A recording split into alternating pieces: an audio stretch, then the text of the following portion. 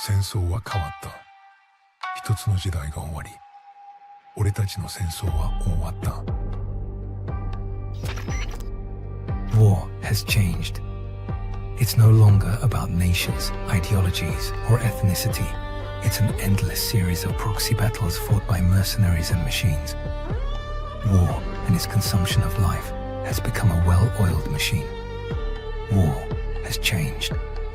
Verified soldiers carry algorithmic arms, manipulate social influence, AI enhance and regulate their timelines. Memetic control, information control, emotion control, battlefield control. Everything is monitored and kept under control. War has changed. The age of deterrence has become the age of control, all in the name of averting catastrophe from weapons of mass destruction. And he who controls the battlefield controls history. War has changed. And when the battlefield is under total control, war becomes routine. Think outside the cage.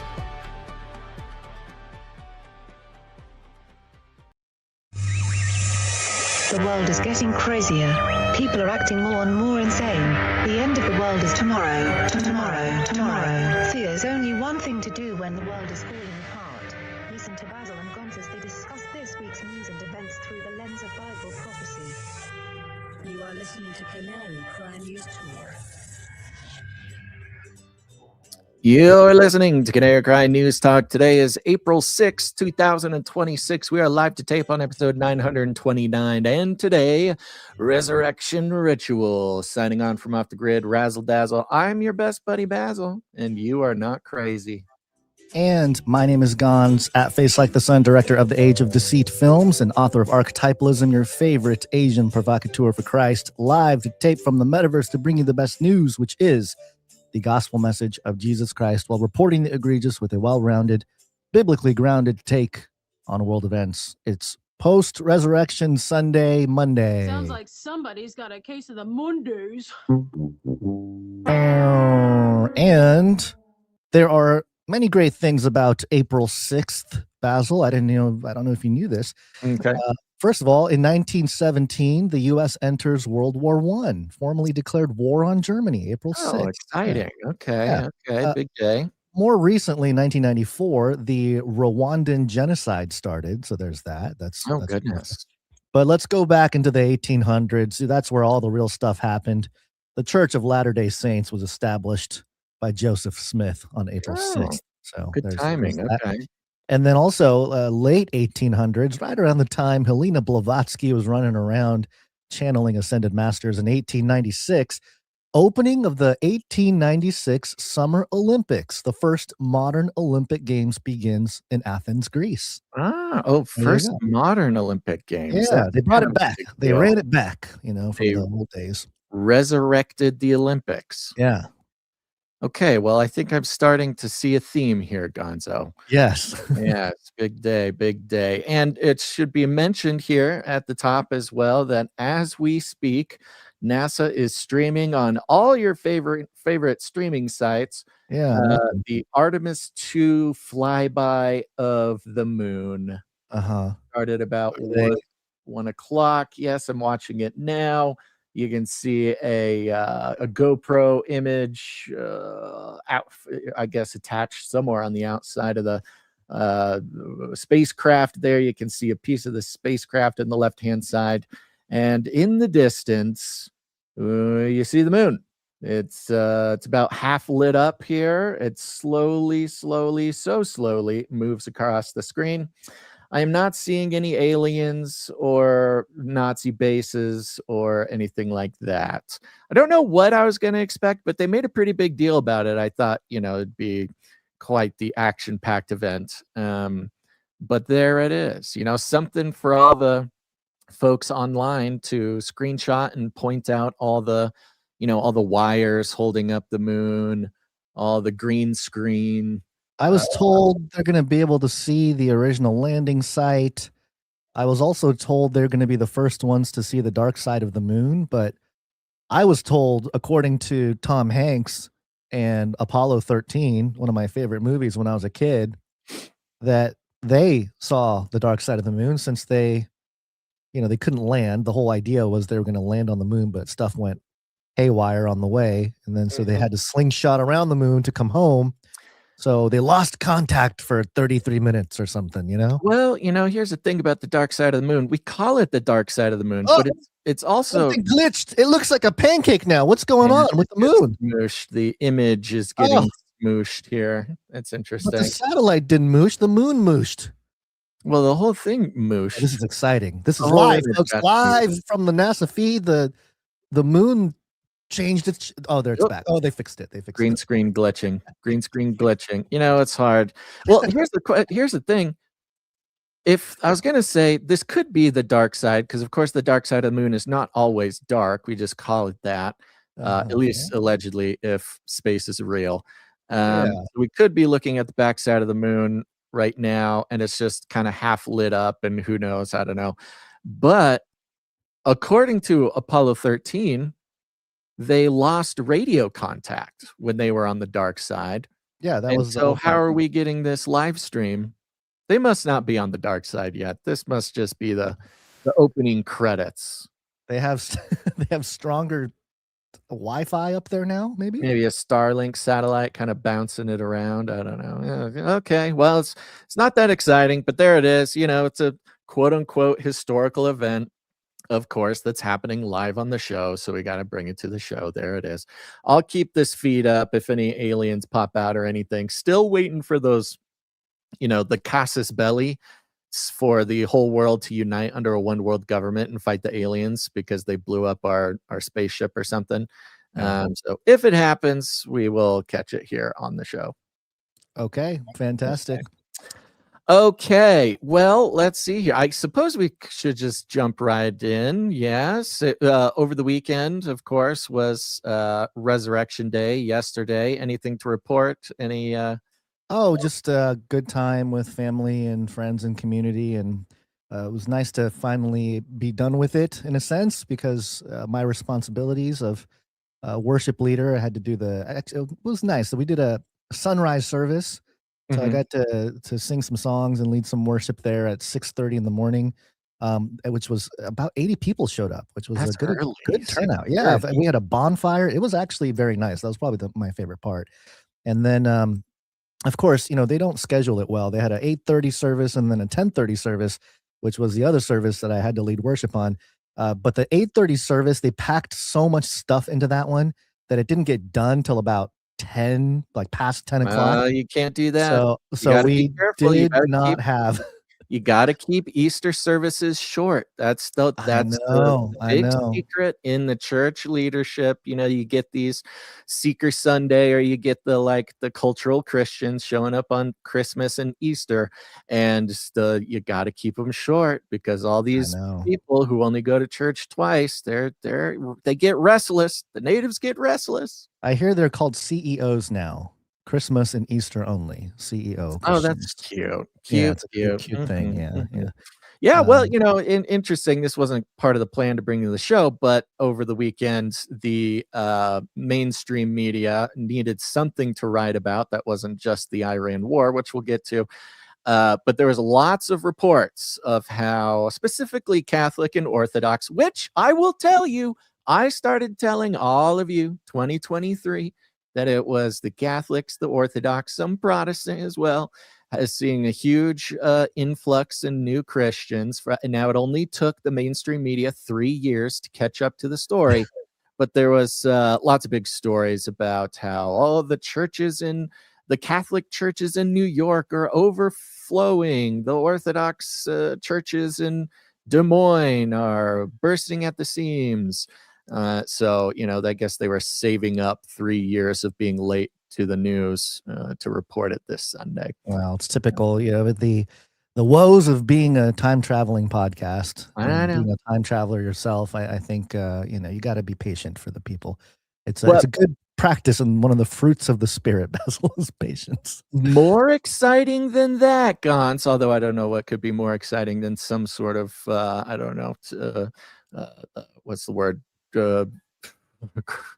Crud. What's the word? I don't know. I don't know. Revival, some sort of Christian Revival. of Okay, some yes. kind. What could be more exciting? But we had just a magnificent showing of the narrative crafting skills and orchestration of the world elites over the weekend, of course, right in the midst of these battles about Christian nationalism, about, of course, the war in Iran.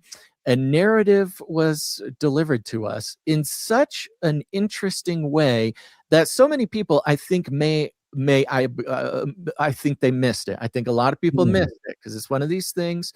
We get the end result of the narrative, but it's much more interesting. Zoom out, look at the news cycle as a whole to see how it developed, which I think is going to give us some interesting insight into how to protect our minds from the mind control that we're all subject to. So we are going to be checking in on the war in Iran, World War III, fifth generation warfare. Let's go, baby.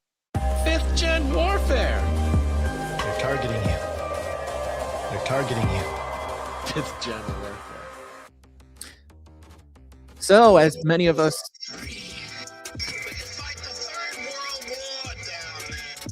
Ambush. My bad. So as many of us may have heard over the weekend, the celebratory cheer came across the airwaves here in America. Lots of drama, military drama, a full circle moment. Of course, we had a pilot, a couple pilots go down on Good Friday.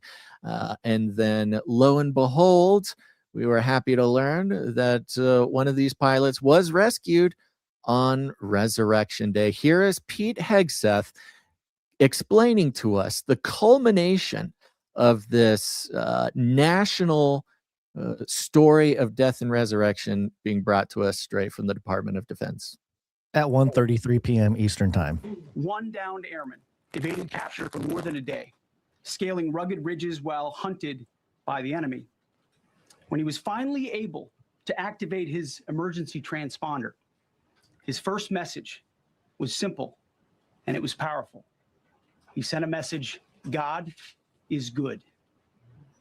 In that moment of isolation and danger, his faith and fighting spirit shone through. You see, shot down on a Friday, Good Friday, hidden in a cave, a crevice, all of Saturday, and rescued on Sunday. Flown out of Iran as the sun was rising on Easter Sunday. A pilot reborn, all home and accounted for, a nation rejoicing. God is good. You can hear the crowd. Wow. Booyah. I mean, presented by Pete Hegseth, almost like a sermon. I mean, he even had this sort of sermon countenance, the way of speaking. I mean, you know it good. Anybody who's been to church on Sunday and the pastor is, you can tell he's saying something very important and he says it bit by bit. So you make sure that this is a very important moment and that you take every pause in his explanation to let it sink into your soul and think about it as he's saying it so that you come to the conclusion before he does.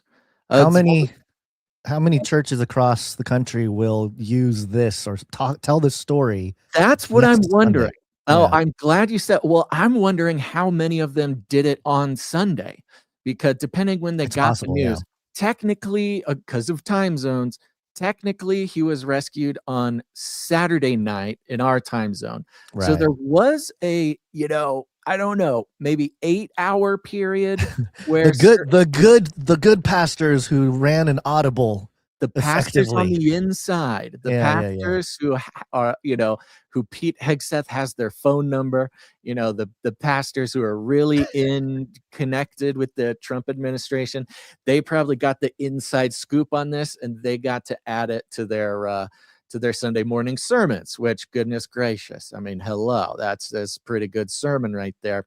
But of course, Pete Hegseth getting to deliver that sermon on Easter Sunday to the rest of the world. And look, I mean, pretty powerful thing, pretty powerful narrative, pretty powerful presentation to make. Of course, we've got all these new Christians. We got the cultural Christians. We got the longtime Christians. I see Gonz's video turned off there. I don't know if he'll be back or if he's just fixing something, but we'll keep going. All getting to get this poetic, this religious, this uplifting, this very hopeful, this victorious story on Resurrection Day. Now, of course, Resurrection Day, really the number one celebration of victory in Christendom, in the Christian world. It's Jesus's victory over death, victory over sin. It is like V-Day. Resurrection is victory day as far as the cosmology of Christianity is concerned. And so, during this time of war, where even Trump supporters, even people who formerly were, voted for him, all these things are starting to question, what are we doing? We're losing this war. We're losing this, that. This is so bad. It's going so horribly. I can't believe Trump did this. I can't believe anybody ever liked him. I certainly never did. I voted for him twice, but I can't believe anybody would actually elect this guy. You get this story right in the midst of the bad news, all the bad news about Iran. You get this story of victory. I mean, and goodness gracious, couldn't come it came in the nick of time. We're coming up on a deadline on a Trump threat. It was today. It's now tomorrow, threatening to glass the whole thing, seeming kind of desperate. This doesn't seem like a very good sign, but yet we get this story of victory. Very powerful time. The choices, it's just so amazing how the perfect narrative of victory in Iran, U.S. military victory, just happened to come on the most important day of victory, especially for Christians and, of course, American Christians as well. Big day. It's just amazing how God works like that, doesn't it, Gons? Yeah, I mean, the timing is just impeccable. I'm curious, by the way, my camera, I don't know what's going on with the camera today. It's just not working. Okay. So no camera. But yeah, I'm wondering if, Peter Hegseth, I don't know, maybe denied Trump before the rooster. Yeah, no, not pizza, but Pentagon Pete, Peter Hegseth, denied Trump. Thomas. No, Peter denied Trump, not Trump, denied Christ 3 times before the rooster crowed in the morning. You're right. Yeah. This is, but maybe he, but on Resurrection Sunday, Peter was the first one. All the disciples were like, I don't know about these women telling the story of Jesus's tomb is empty. Okay, whatever, ladies, go back to whatever. But Peter was the only one that ran to the tomb and, made sure that to go find out the truth of whether his Lord and Savior resurrected. So I think there's something powerful about Peter Hegseth delivering this message as well. So what was that? Sorry. Well, I think John ran to the tomb as well. Okay, well, he bragged about being faster. Oh, right. Yeah. It's him and Simon Peter who went running to the tomb. Anywho, we can get our Easter details. Everybody's brushing up on their Easter details. Exactly. So, yes. So there you go. I mean, just incredible how the timing of this story perfectly fit the Resurrection Sunday thing. And, that that's good enough for a lot of people, right? We're living our lives, we're spending time with family, we're not necessarily following every single little detail of this operation. Of course, the military details of the operation, I mean, all the details. You got to remember, this is a time of war. Anything and everything you hear, all the details, how many planes went down, how many planes didn't go down, what those planes were doing, were they actually there for a rescue mission, were they doing something else? You don't follow that stuff. It's Easter, you're busy, okay? You're busy with church. And so you really just get this nice summary. After church, after brunch, you go home, you see the news. Wow, what an amazing story. Now, the details, if you were watching them live, do start to get a little foggy. And fog of war. This is 5th generation warfare, so we know the real war is in the narrative, is in the minds of the public, and it is delivered in all sorts of very sneaky, interesting ways. So one of the details of the story was that an F-15E went down, a plane, this fighter plane. An F-15E has 2 pilots. One is the pilot, another is the weapons coordinator, the target fellow or gal. That was another weird part of the story as it rolled out, because there's all these news agencies who kept saying, this airman is down and he's lost and we're looking for him. We just say airman, but it could have been a woman, okay? So don't think it's a man just because or air robot. It could have been an air woman, an air robot. They just kept stumbling over themselves, and it's like nobody. It's like, of course, yeah. Now, and very interesting comment from Trump here. Let's play this clip, and we'll get into the details of why he's given us this speech. These 2 extraordinary rescues, because it was 2, and as you probably know, we didn't talk about the first one for an hour. Then somebody leaked something, which we'll hopefully find that leaker. We're looking very hard to find that leaker, and talked about there's somebody missing. They basically said that we have one and there's somebody missing. Well, they didn't know there was somebody missing until this leaker gave the information. So whoever it was, we think we'll be able to find it out, because we're going to go to the media company that released it, and we're going to say, national security, give it up or go to jail. And we know who, and you know who we're talking about, because some things you can't do, because when they did that, all of a sudden, the entire country of Iran knew that there was a pilot that was somewhere on their land that was fighting for his life. And it also made it much more difficult for the pilots and for the people going in to search for him. All of a sudden, they know that there's somebody out there. They see all these planes coming in. It became a much more difficult operation, because a leaker leaked that we have one, we've rescued one, but there's another one out there that we're trying to get. So actually, the country, Iran, put out a major notice, you all saw it, offering a very big award for anybody that captures the pilot. So in addition to a hostile, very talented, very good, very evil military, we had millions of people trying to get an award. So when you add that to it, but we have to find that leaker, because that's a sick person. Probably didn't realize the extent of how bad it was. I can't imagine that the person did, but we're going to find out. It's national security, and the person that did the story will go to jail if he doesn't say, and that doesn't last long. And I think everybody would understand it. They put this mission at great risk. They put that man at great risk, and they put the hundreds of people that went in looking for him, because everyone now knows that we're going in. the giga leak. It's a little, yeah, it's a little bit like labyrinthian explanation by Trump here, because that's kind of just how he is. He's kind of freewheeling it. But the story is this: on Friday, when the plane went down, we lost 2. We not lost, but 2 pilots ejected.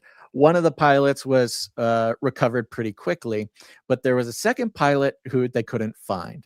Now, according to Trump, they were keeping this secret, and they didn't want anybody to know that there was still a pilot on the ground, which is believable, pretty obvious why you wouldn't want the Iranian military to know. But according to him, someone in an unnamed news agency wrote up the story that there was still a pilot on the ground, which told the Iranians that there was a pilot to go find. And then the Iranians, not just the military, go looking for the pilot, but that they put out an award. And there's all these videos of, of the whole operation is very interesting. There's angle after angle after angle of, junky cell phone footage of Iranians in the desert, like watching the planes fly by. And I mean, who knows if it's all the same thing, but that was, as the narrative was unfolding, we kept getting to watch cell phone footage of Iranians apparently out there in the desert watching it happen. So we have Trump on the hunt for a source, and they're threatening through national security reasons to send people to jail, to shut down this news agency until they, get the information. Now, again, remember, this is all just story. Now, this is giving the impression that the government did not want the information about the pilot out. And we're going to take some swings to the left and to the right, back and forth. Remember, through the whole thing, we can never know what the actual truth is. So Trump is trying to give us the impression that the idea that there was a pilot on the ground to be found was against their wishes. Okay.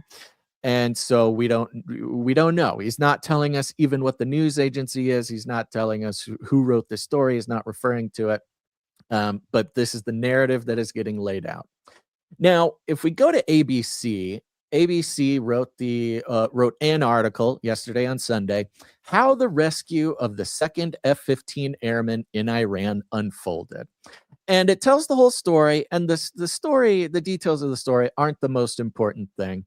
The plane went down, one pilot was rescued, then they couldn't find the guy. The guy was in a cave. He activated his transponder. They found him.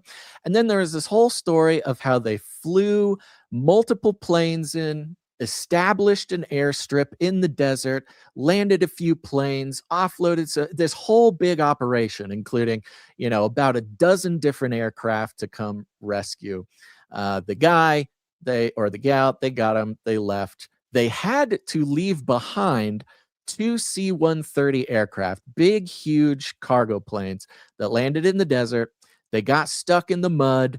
They had to incinerate those planes. Okay, whatever. They blew up the planes. This whole big, complicated story about how they got out there. But at the end of the story, it says the CIA also played a role in the rescue of the second F-15E crew member, a senior administration official told ABC. Okay, so the CIA also helped in rescuing the pilot. Let's see how the CIA helped. Before the downed airman was located and rescued, the official said, the CIA, quote, launched a deception campaign spreading word inside Iran that U.S. forces had already found him and were moving him on the ground for exfiltration out of the country. The agency helped pinpoint the airman's location, according to the official, who called it the ultimate, quote, needle in a haystack, to find the airman inside a mountain crevice. That information was then passed onto the Pentagon and the White House to launch the rescue operation, the official said. Quote, the president ordered an immediate rescue mission, which the DOW executed with boldness and precision, with CIA continuing to provide real-time information, the official added. So they tell this story about the CIA helping out in a couple different ways, but one of them was narrative control. And in their words, a deception campaign. Now, keep in mind, we're all aware of the CIA's ability to run deception campaigns. They don't still do that, do they? Num, num, num, num, num, num, num. And in this case, the claim is that their deception campaign was to tell Iran that the pilot was already gone, right? They didn't mention, and maybe it's look, part of the ways that we look at the news on a daily basis is through the eyes of deception campaigns. It's wartime. Right. Almost any information you're going to get is a deception campaign. The CIA, of course, running deception campaigns for many, many years. Smith Modernization Act is all about, intelligence agencies getting to deliver deception campaigns to the American people, circumventing the laws that formerly said they couldn't do that. This is what they do. They do deception campaigns. That's what they do. Now, they're giving us one angle of this, which was to lie to the Iranian people to say the pilot's already rescued by land, so maybe send them looking in the wrong direction. Who knows? That's the claim. But keep in mind, it is fifth generation warfare. The very idea that I don't know, the pilot was there or wasn't there could all be part of the deception campaign. I mean, the whole onion is a deception. I would say. So there's no way for us to really know if this is a cover story. Maybe there was a leaker and the CIA is covering for the leaker. Maybe, and by the way, they say this was spread, the deception campaign was spread inside Iran. But, I was trying my best not to pay attention to everything going on with the World War III stuff over the weekend because it was Easter weekend. But I did notice on my timeline, a lot of people say, we got him, we rescued him. And this is not for Saturday night. This is like Friday night or Saturday morning, hey, we got him out of there. We found him, da-da-da. And then Iranian public accounts saying, oh, he's dead. Look at this picture. There's a skull in this picture, graphic images of the crash site of the thing. So everybody was spreading some kind of information at that time. But I did see a lot of people pick up on he's saved. They already got him. They got him out of there, which means if this report from ABC News is true, which of course we have to be skeptical of every angle here. But if it is true that they ran a deception campaign, it was not just in Iran. It was on the timeline of X. They would have to do it. They would have to do it there. They would need on X. Right. They would have to, because for Iranian officials, if we're talking about a geopolitical, tactic here, then you would need to have American influencers on X report that they already rescued the guy. They got him. So that the Iranian officials say, well, they got him. We're wasting our time, wasting resources looking for the guy when there maybe was a second guy they're looking for. Whatever the thing is, if that narrative is true. But my thing is that I don't like the fact that they're admitting that they're basically admitting that they used us, the American public as part of the deception. Yeah, right. Because Iran has X, and if they're spreading a deception campaign within Iran that the guy's saved or that he's not there or that he is there, they would have to do it through American influencers, through the American algo. They didn't just take an ad out in the Iranian, newspaper that there was, that the guy had been rescued. They would have to have done it through American sources, which is just sort of a reverse play of the Smith Modernization Act, where the Smith Modernization Act legalized propaganding the American people. Specifically, now it's developed now, but specifically at the time, was the CIA could lie to the Americans by putting a story in, say, the Hindustan Times, and then the American media can quote the Hindustan Times. So they're not directly lying to Americans, they're lying to Hindustan Times, and then the American media picks that up and lies to the American people. This is kind of in reverse, in that they can kind of influence the algorithms. They can have some influencers or X accounts kind of put out these theories or these ideas, and then it infiltrates Iran through that as the timeline Iranian, instead of Hindustan Times or something.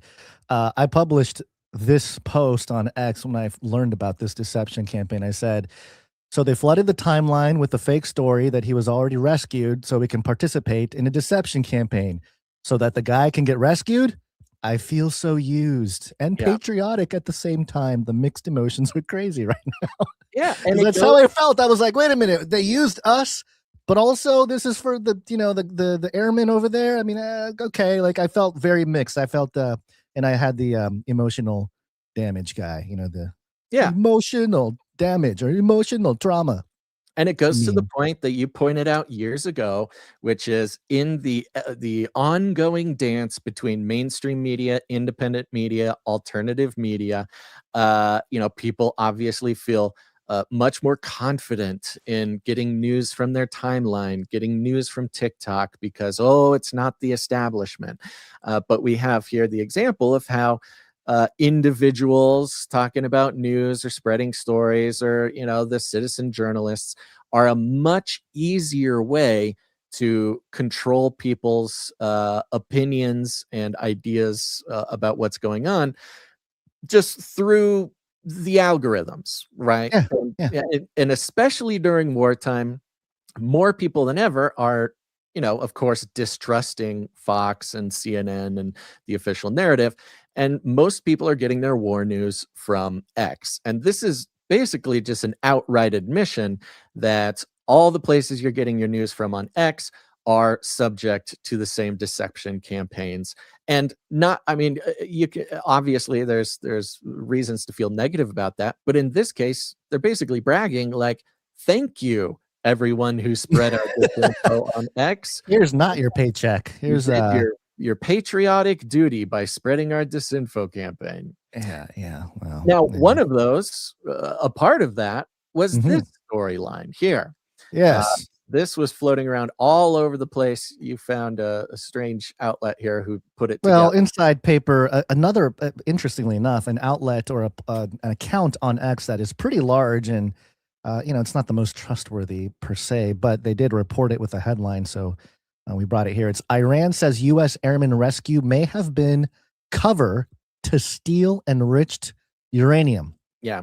Now listen to where the source is. So the story about no. All of this whole story about the pilot and the rescue is all fake. It was just cover for an operation to steal Iran's uranium, giving a reason why and how America needed to fly in 12 planes, land in the desert, deploy troops.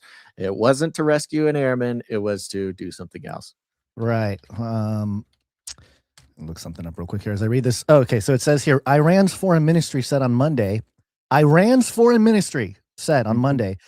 a U.S. operation to rescue a downed airman may have been a cover story or a cover to, quote, steal enriched uranium from the Islamic Republic.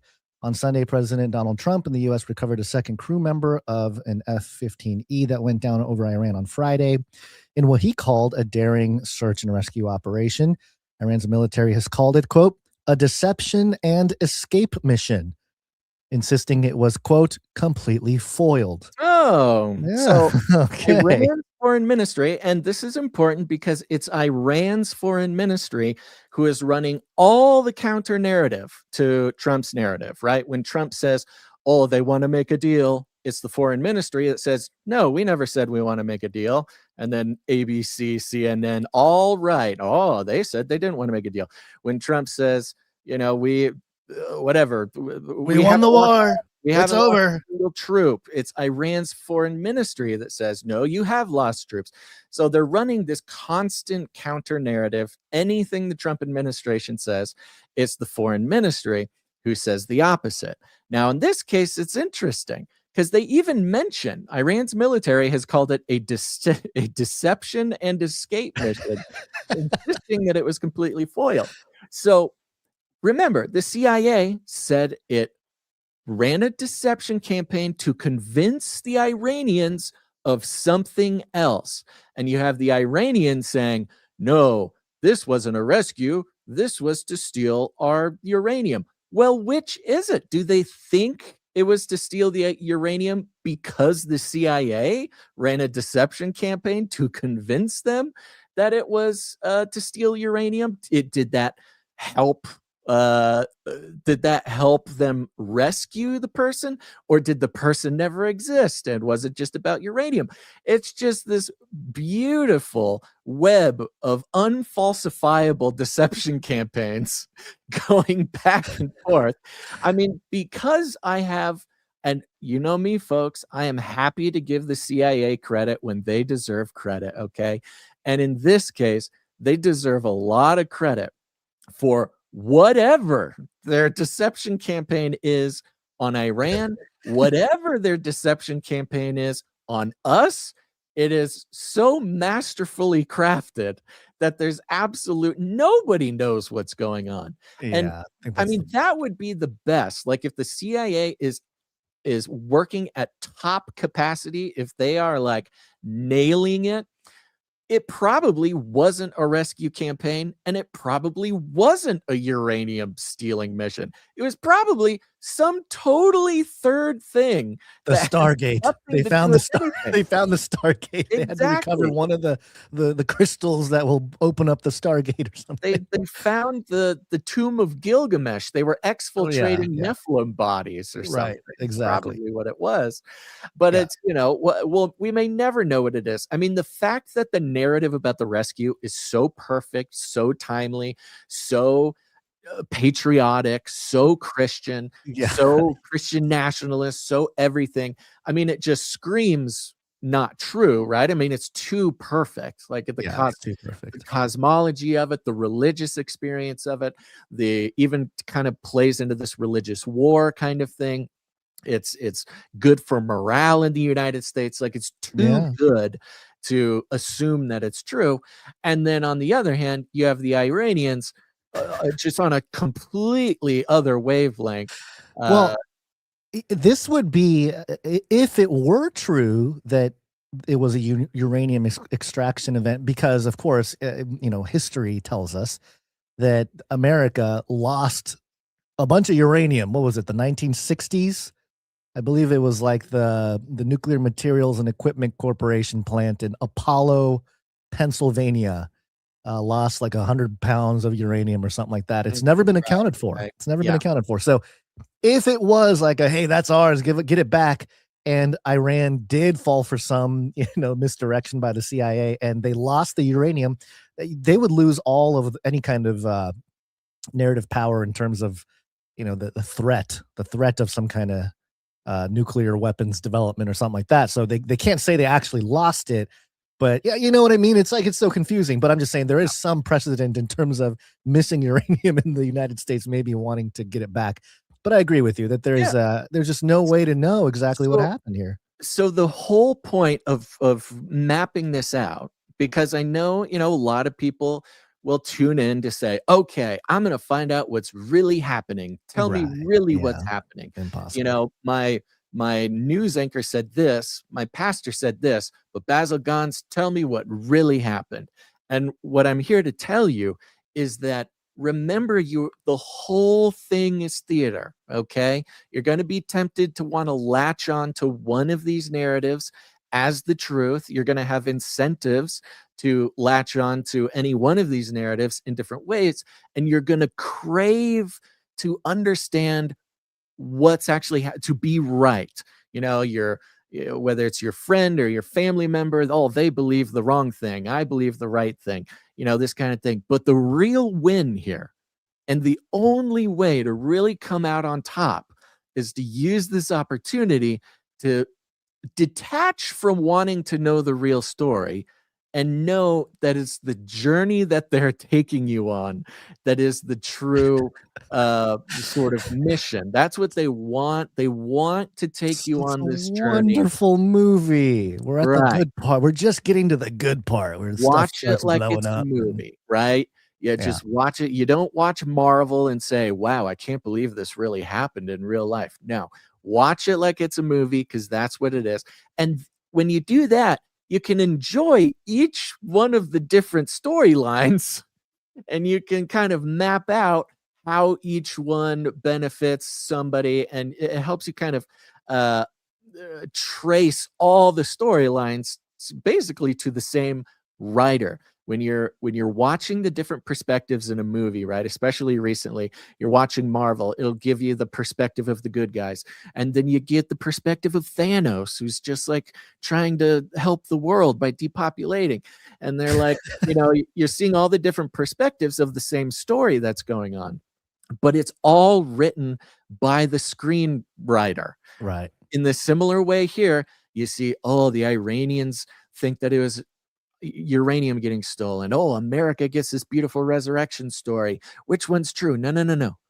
They're two different perspectives being told by the same screenwriter, much like how we saw Mossad on 60 Minutes come out and say, all the world's a stage. We write every global thing. We star in it.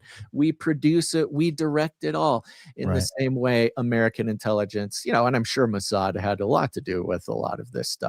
That's we're not supposed to know any of that, though. That's just a joke. That's a funny joke.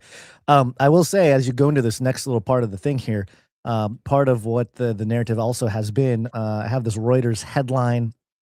Trump says Iran could be taken out on Tuesday. Hegseth says major strike to come. A lot of we're going to take you back to the Stone Ages. We're going to flatten you guys. Yeah, a lot of nuke talk. So I mean, obviously the prayer with all of this, because I agree with you, obviously 100% that the narrative craft and the storytelling and everything is something to pay attention to, not to get lost in it and realizing that they are crafting narratives through all of this. But there are people getting hurt or losing lives and stuff like that. And so my only prayer is that we don't have that. You know what I mean? I don't want people becoming collateral damage because some guy decided to some CIA op decided to run a deception campaign. And, some people get trampled over or something because there's an award out for finding this missing airman or something like that in Iran. Well, unfortunately. So those are unfortunate. Yeah, it's an unfortunate part of this whole situation. But in terms of the narrative craft for the rest of us, yes, this is you gotta just be able to set aside this desire to know exactly what's going on, because there's no way for us to really know, and it's so free. Okay with that. Trust me. Look, I've been talking about on Clubhouse for a couple months now. Look, they're going to ramp up the stakes as high as they can. We're going to be working with absolutely apocalyptic stakes, okay? And just the second you think that they can't ramp the stakes up anymore, they're going to do it. It's going to go full apocalypse on the stakes. We've seen that. But again, it's uncomfortable at first, and longtime Canarians will know this, and they'll be on the other side of it. People who are new to the show might still be kind of figuring this out in themselves. It can be really stressful being told, no, it's not about knowing the correct storyline. It's you just stop grasping for what's the most objective truth, because that's part of what they want you to do. It's a never-ending cycle. It'll keep you stressed. It'll keep you freaked out. But there's definitely a peace in understanding that anything that you are told from any of these human outlets is just another part of the screenplay, and you can kind of disconnect from being so invested in the real story, because of course we're setting our minds on things above. We are aligning ourselves with Christ to try to experience and align with the mind of Christ, and focus on the eternal, and these sorts of things.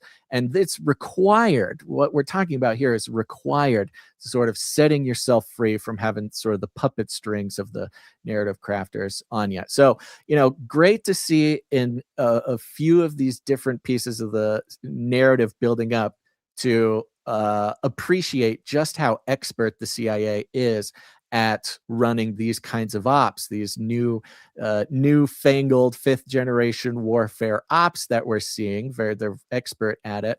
But there was a mention of some good old-fashioned CIA operations, okay? A throwback to some old school CIA ops. Here is, I was going to skip this clip here, Gons. Let's go to the Trump one. Yeah. Okay. Here's Trump giving us some old school CIA operation going wrong here. they don't have guns. You know, we sent some guns, but the group that was supposed to give, which I said would happen to my people, I said it, I called it exactly. We sent guns, a lot of guns. They were supposed to go to the people so they could fight back against these thugs. You know what happened? The people that they sent them to kept them because they said, what a beautiful gun, I think I'll keep it. So I'm very upset with a certain group of people, and they're going to pay a big price for that. But the Iranian people will fight back as soon as they know they're not going to be shot and as soon as they can get weapons. If they had weapons. Beautiful. So in case you couldn't catch it, folks, Trump's referring to the fact that America, in classic fashion, Classic CIA op, sent a bunch of guns to, you could call them the rebels, arming rebel factions, arming the people of Iran, because of course the dissidents. We don't want boots on the grounds. We'd prefer that Iranian dissidents take over the government themselves. And so for decades and decades and decades, the CIA and the US in many forms gives guns to rebel groups. They did it to the Kurds. We did it to ISIS. We did it to Al-Qaeda. We're giving people guns all the time. And what happens so often is that the guns never actually make it to where they need to go. And in this case, it was a great reflection of what happened in Ukraine, right? We send all these weapons, we send all these guns, we send all these missiles to support the war in Ukraine. Turns out about only a third of those actually made it to the Ukrainian government. The rest get stolen by arms dealers and then get sold to African groups, that get sold to Middle Eastern groups.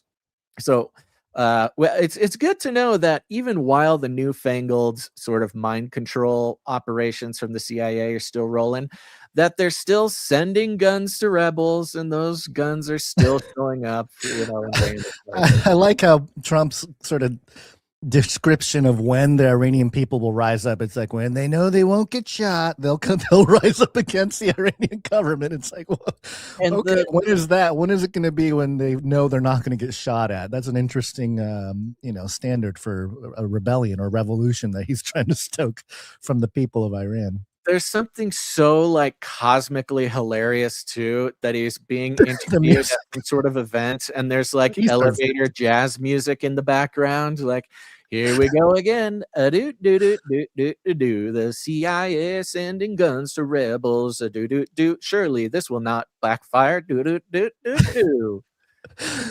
They did it wrong though. Like, I want to know what the plan was. I want to know the details of this plan, because normally, to get it into the hands of the insurgents, quote unquote, I was air quoting. I don't have the camera on right now, but usually it happens that you're sending it to a different place. You get U.S. military abandoning stations, and and that's how the guns get to the people. To do it. Yeah. So if it is true that they were trying to go through the Straits of Hormuz to get, like, what was the tactic to get the guns to the Iranian people?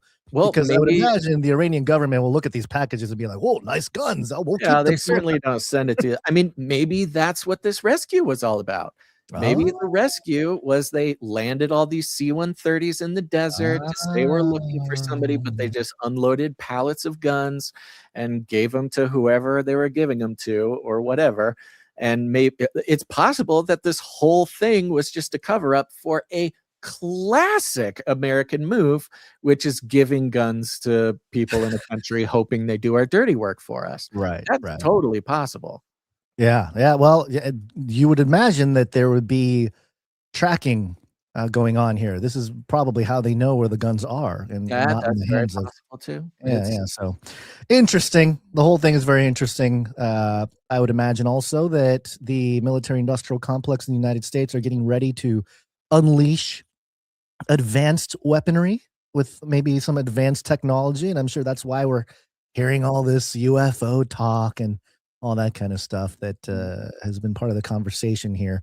It's not just a distraction. It all connects. It all connects to the bigger picture. But there is something else, Basil. We're talking about the CIA and narrative craft.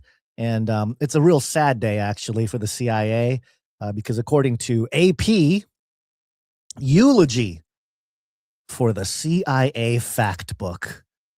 Very sad day. The first, or the free standard for world facts, long an educational staple, is gone. It's gone. It's over. I was a sociology major in college, so I'm almost certain I interacted with the World Factbook. I do recall some of it in elementary school and in college. It says here, if you attended school anytime after the Nixon administration, then you likely beheld at some point the CIA World Factbook, a map of reference manual of a map and a reference manual of planet Earth and its inhabitants, upon which nearly everyone could agree. I love that. It's like, everyone agreed with these facts, okay?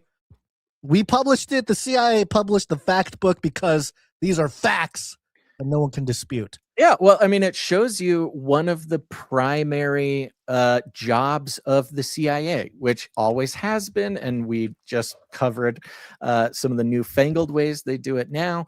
But yeah, they basically held the book of knowledge. It was their project to put the fact book, which was like the ultimate Bible of consensus reality, right? It was the one location that anybody could go to get the facts about anything. And there's a lot of stuff in there. There's, a lot of history, a lot of just data about things. There was lots of course, I don't know what you would consider. Well, again, the sort of arbiters of truth. And that was their job for a very long time. I like the way they describe it here. It does touch on some nostalgia for me. I don't know about you, Basil, but it says here, maybe you read parts of it from a floppy disk or a CD-ROM for that social studies project due tomorrow, or scanned its list of countries for Latvia, because that is the country you were representing next week in Model UN. Even better, you wandered the earth in your imagination as you held the physical fact book in your own hands, unfolding its maps and understanding, perhaps for the first time, that the thumbs-up gesture your friends flash each other is considered an obscene insult in parts of the Middle East, Europe, and Argentina. Who knew the fact book and its readers did for more than 6 decades? Its authors, some of the world's best intelligence gatherers, who contributed thousands of their own photos, kept the curated database updated and online for public usage at no charge. The reasons stated were geopolitical and philosophical. But since we're talking about facts, it is also true that the fact book went public in 1975 with lofty statements of purpose at a time when Congress was revealing abuses by U.S. intelligence agencies, including the CIA. Quote, "We share these facts with people of all nations in the belief that knowledge of the truth underpins the functioning of free societies," the CIA itself explained in its pages. The spy agency is not sharing them anymore. On February 2nd, the Trump administration abruptly shuttered this widely accepted account of humanity and its flags, nations, customs, militaries, and borders. The CIA framed the move as one of progress for an agency whose core mission has changed. Their core mission has changed, Basil. What is it? What did it change to? A great wave of grief rose from Factbook fans. You mean current CIA people? Many said they mourned an America that valued knowledge for its own sake. Some saw darker forces at work under a president whose administration has promoted, in times of war and peace, quote, alternative facts. Quote, stay curious, the CIA advised in its fond farewell to the fact book. Yeah, which is it goes into the origin story, which we don't have to get into, but I just think it's hilarious that they're, I don't know, the arrogance, the hubris of like, well, we were the arbiters of facts and you no longer want that, so farewell, stay curious, everybody. Well, it shows As that if one of their primary missions was even going back to 1975, and they put it out in 1975 to justify their existence. Yeah, Okay, exactly. we record all of consensus reality. If you want to know what is true, here it is. You have access to it whenever you want, and we are the arbiters of it. Oh, they must have been able to gather how the internet would work at that point, even like how would the population react to some line of truth that is supposedly the only basis. The point being that has been their mission for a very long time, was to control reality. And now, we're in this weird time where it's funny because I bet most people didn't even know about the fact book. Most people probably listening to this are hearing Let us know, about it for the chat. first time I want to know. because it's so irrelevant, really, not because the CIA no longer controls consensus reality, but that they control it because they control the media, because they control Wikipedia. I mean, Wikipedia was basically supposed to be an open source fact book where reality is not controlled by the CIA, but that it is controlled by users online. And we've documented for a very long time that CIA long ago took over Wikipedia, took over the the arbiter of truthiness that was Wikipedia. And so it's interesting because taking down the fact book itself really isn't that big of a deal. Again, most people didn't know about it, but it was this sort of totem or this manifestation, almost like this grimoire of narrative crafting sort of magic, that was maybe more of a symbol in recent years, but it stood as a symbol to the CIA's long-standing mission, which was to be the arbiter of truth. Now, taking it down, maybe that's just a symbolic thing. Taking it down, probably just because nobody cares about it or uses it. Anyways, like controls everything online. Who knows what the thing is, but again, like so many of the things we've pointed out today, it is just this glaring signal of what one of, if not the primary job of the CIA was to do, which is to craft narrative, like to craft, to control reality. Yeah. Yep, absolutely. If you go to the CIA.gov, they got a whole page about the World Factbook that was renamed World Factbook in 1981. I'm sure that was for PR purposes. I don't think CIA Factbook was really popular even at that time. And so, you summarized it well. It says here, and so before there was Wikipedia to search on, before there was Bing to consult, and most certainly before Google became a verb, there was CIA's World Factbook. It's been a resource used by presidents, by warfighters, and by the world's greatest scholars. It is used in times of crisis, in times of uncertainty, in times of peace, and in times of war.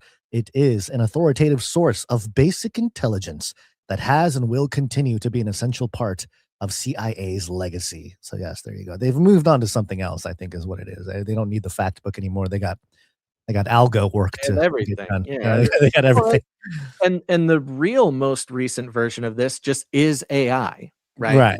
People are using, we'll get into this in second half of show, but AI is the new sort of controller of consensus reality.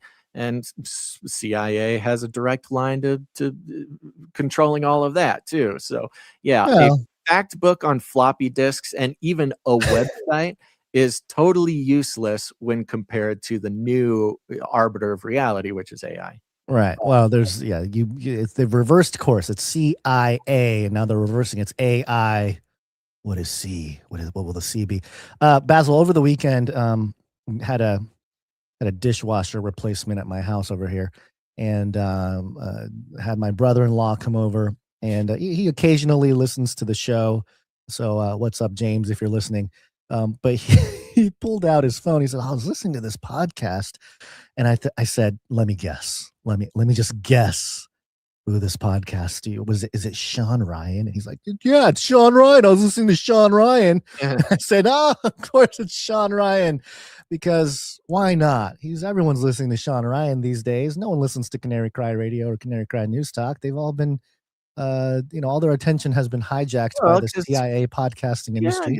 It's the CIA podcaster extraordinaire. He brags. Yes, he's one of the top guys. So Sean Ryan said on April 1st, which he claims this was not an April Fool's joke here, but here's what he said. real quick, because Yeah. before you reveal the punchline, just in case Uh-huh. there's anybody new here and you're wondering why we're calling Sean Ryan CIA, he Okay, yeah. admits and brags about his Yeah, yeah. connections to the CIA, a former intelligence contractor. He says he talks to the CIA all the time. And on his website, Yeah, what did he say about the CIA on his website? I have all that as part You of have my all thing that. here. So Yeah, this yeah, yeah. is well known. This is not a conspiracy theory. He brags about it's well known that he is actively integrated with CIA personnel, and he was an intelligence contractor, the whole thing.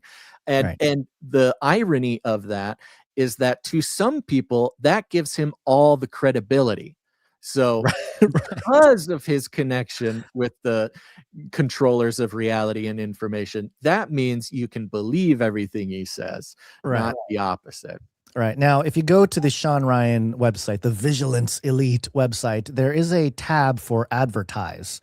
And you can go in there and you can submit your little thing to, hey, like we want to advertise on the Sean Ryan show. Okay. So this is like a thing that you can do. You can partner with the Sean Ryan show, get your message out there. Now, as part of this, Sean Ryan said on April 1st, never thought I'd see the CIA looking to advertise with the @Sean Ryan show, ... And no, this isn't an April Fool's joke with a laughing Really? emoji. You Yeah. never thought that the CIA would want to advertise on your show. And he's got a screenshot and it says CIA plus the Sean Ryan show. And it looks like the other side of the little, form you fill out there on the website. And, this says advertiser, CIA, website, cia.gov/careers. Description: we are an agency defined by our mission, values, and people. Together, we accomplish what others cannot accomplish and go where others cannot go. When you're a part of the nation's premier intelligence agency, your opportunities for personal and professional growth are endless. Now, it could be a troll. Anybody can fill out this form and send it to the Sean Ryan show. So I don't know if it's really the CIA or somebody just trolling the Sean Ryan show with it. But why would Sean Ryan screenshot it and post it on his social media? It's revelation of the method. Yeah, if it wasn't an April Fool's joke. Revelation of the method. And here's why, again, in case anybody's new to the show, we don't advertise. We've never advertised, and we eschew advertising. And it's not just because listening to advertisements are annoying, but advertising, not only does it have long-standing occult, psychological, social engineering, and government roots, the very foundation of advertising is specifically mind control to create consent, to guide behavior, and to control population. It's not just to sell products. Selling the products is a side benefit. But it goes back to Edward Bernays, who was in that sort of occulty, esoteric group in the mid and early 19th century. He was the nephew of Sigmund Freud. He used a mixture of the occults and Sigmund Freud's psychological tactics to create propaganda. He later called propaganda public relations, which later got incorporated advertising, et cetera, et cetera. We talk about subliminal messages and the occult in advertisements and media. Turns out Edward Bernays' nephew was one of the founders of Netflix. Speaking of Netflix, let me just check in on the moon. Okay, so there, yeah. See if there's anything exciting. So not only is there a physical heritage going from one of the more evil mind control companies, Netflix, to Edward Bernays, the creator of advertising, to Sigmund Freud, the pedophile occultist who invented modern psychology. Not just the physical ancestry, but the spiritual ancestry of that just makes advertising a little bit distasteful for us here on this show and to our people. Not to mention that advertising is specifically us, the creators of a show, saying whatever needs to be said over and over to collect the time and the attention and the trust of, in Sean Ryan's case, millions and millions of people through the using of credentialism with his access to CIA. So gather as much people to believe you as possible. And then you are selling their time, their attention, and their consciousness to a corporation, in this case, the CIA, for your own personal gain. It's sort of the most modern version of like the slave trade as you could possibly imagine. And yeah, look, I get it. People got to make money. We have friends who advertise, and you got to do what you got to do. But for us, it's just a little bit too uncomfortable knowing the roots that we know. And so, very specifically, look, the CIA could be funding Sean Ryan in all sorts of ways. I'm not claiming that they are, but they could if they wanted to. But they can give a little algo boost, if anything else. They can do whatever they don't they have want. to have direct. It doesn't matter. They could benefit him in any way that he wants. I'm not making that claim, but it's totally possible. But to straight up have an advertisement, like the official, why is there advertising for big pharma on TV? It's not because you see an advertisement for a drug and then you go ask your doctor for that drug. No, they pay the 70% of mainstream media's bills are paid by big pharma advertising, not because they can sell drugs, but because they are buying the compliance and the silence. Because once you start taking money for advertising from a company, you have to stay brand friendly. You can't talk bad about that company. So the CIA, specifically funding through advertising, it's almost worse than just having them drop off pallets of cash. You are explicitly entering in a contract with them to not say anything bad about them, because once you get on that advertising bottle, once you get on the formula, the baby formula of advertising, it's very difficult to get off, because that's just a bunch of money that's right out the window. And so I don't know if this is a troll or not. It doesn't, like, it's not funny. Again, if somebody was doing it as a joke, like it makes total sense that the CIA would advertise their careers program. It's a, it's a recruitment ad is what it is.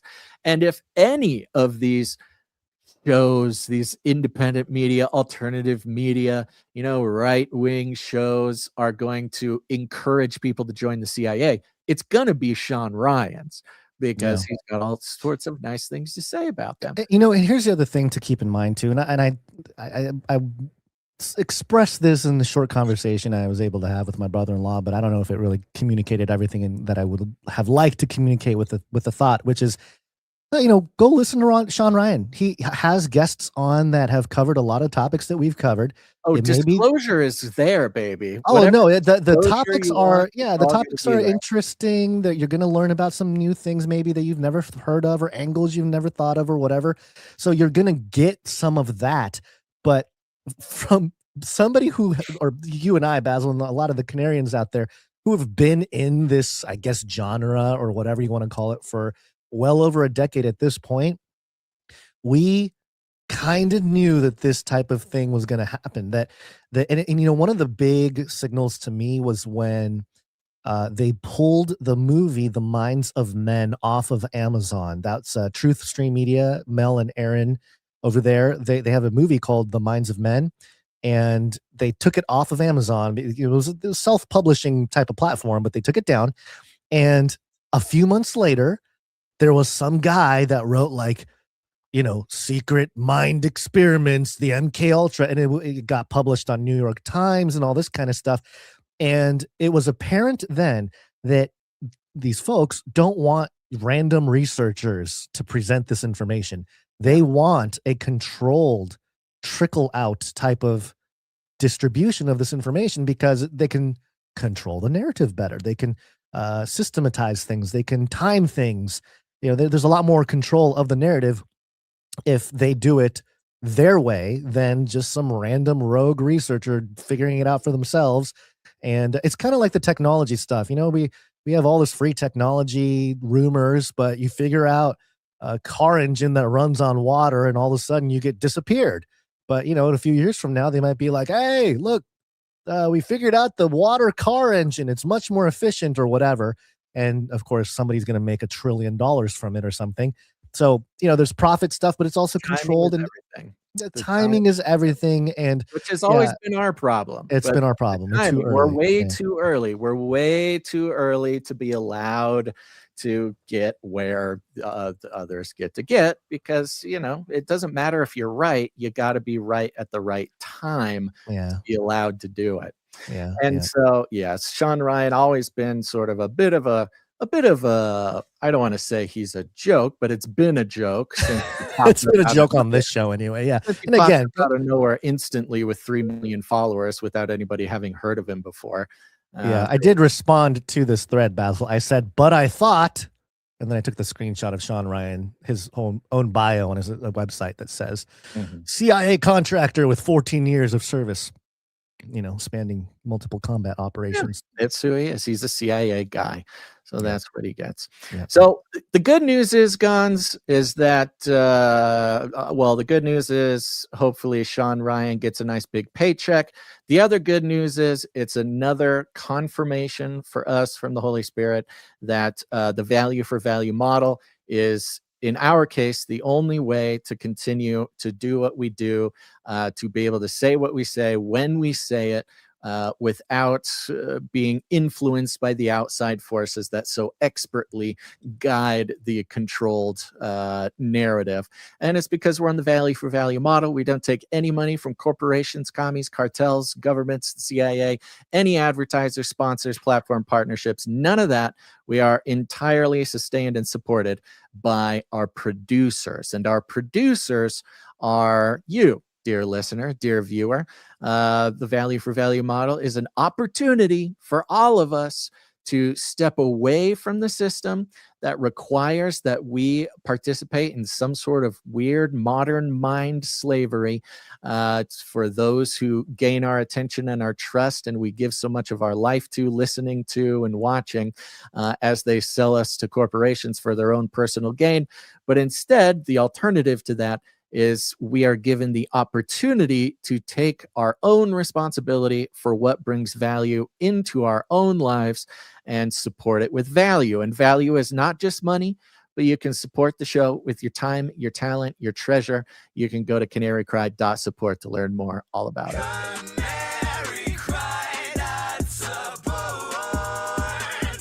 That's right. If you go over to canarycry.support, you can support the show in all sorts of ways. One of those ways is with your treasure. Support us financially, of course. Unfortunately, in this system, it is very important to be able to keep things running around here.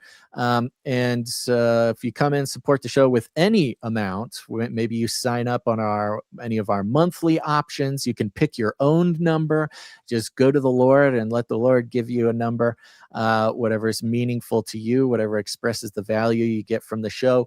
We have options, various monthly options, like our Canary Supply Drop or our T-shirt council, that you can join a handful of other producers who get the cool benefits that come from those things. You can come support with a one-time producership in any amount that you'd like. But if that amount is over $100 or $100 or more for any individual episode, such as this one, then we get to call you an executive producer, Gons. And we got a couple executive producers I'd like to thank here right now. What do you say? Let's do it. Okay. I want to start out by thanking executive producer Sir Jamie, not the Lannister. Sir Jamie. Thank you, Sir Jamie. Thank you, Sir Jamie. Comes in for a nice round number. And if you're new, when you support the show and you come in with a nice round number on the 10 or the 5, that's you letting us know you'd prefer we do not disclose the amount on the air. If you don't mind us disclosing the amount on the air, make it kind of a funky number. Put 33 cents on there, 1, 2, 3, 4, 5, 7, 7, 11, 11. Have some fun with the number. That's you saying that you don't mind us disclosing the amount. Like executive producer, Sir Alex Protocol V2, Baron of the Brian Protocol.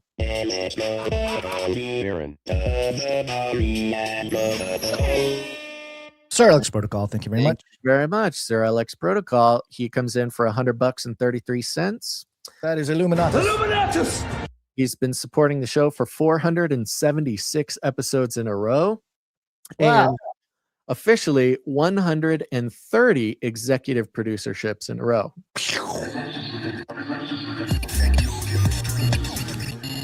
Record after record. Thank you very much to both of our executive producers. I believe that is the list for today. Let's see here. Let me jump around for a second. I think, sorry, I have the wrong thing pulled up here. I'm trying to think if we should. Oh, you know what? Sir Ike sent a speak pipe. Did you grab it by chance? Do you want to go grab I can pull it up very easily here. While you do that, let me explain. Sir Ike just let me know today that he's running another rating and review supply drop inventory giveaway. So if you want to be eligible to win a big old box filled with awesome custom previous supply drop inventory that is just waiting for you. Maybe you haven't been able to become a part of the supply drop. Maybe you just want more supply drop, whatever it is. Go leave a rating and a review on Apple Podcast, Audible, Spotify, wherever you can leave a rating and a review. Go do it. It helps us out a lot. But when you leave that rating and a review, screenshot the rating and review and email it to canarycrysupplydrop@gmail.com. Just do it now. It's easy peasy. Again, that email is canarycrysupplydrop@gmail.com. And when you do that, you will be entered into a drawing to win a supply drop mega box giveaway. And I think he's doing another one of those this Wednesday. So you got a couple of days. Don't wait. Mega box. Here's Sir Ike. Hey, Canary family. This is Sir Ike here. I want to let all the supply droppers know that I was able to get the supply drop process this past weekend. So it should be in the mail and ready to hit your mailboxes in the next couple days.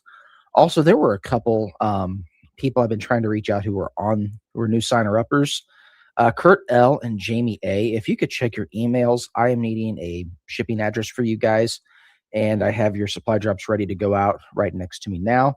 So if you could check your emails and send your address to canarycrysupplydrop@gmail.com, I would appreciate it.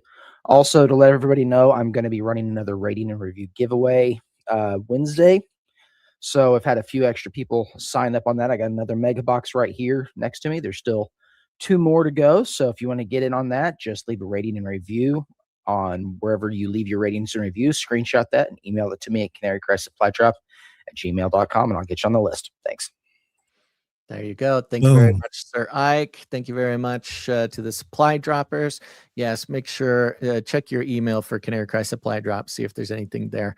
And last but not least, speaking of Sir Ike, CageRattlerCoffee.com, an excellent way to participate in a parallel economy, support your fellow Canarian, support the show, and get, honestly, some of the best coffee that I've ever had. And of course, to the reviews of everybody sending us text messages and emails.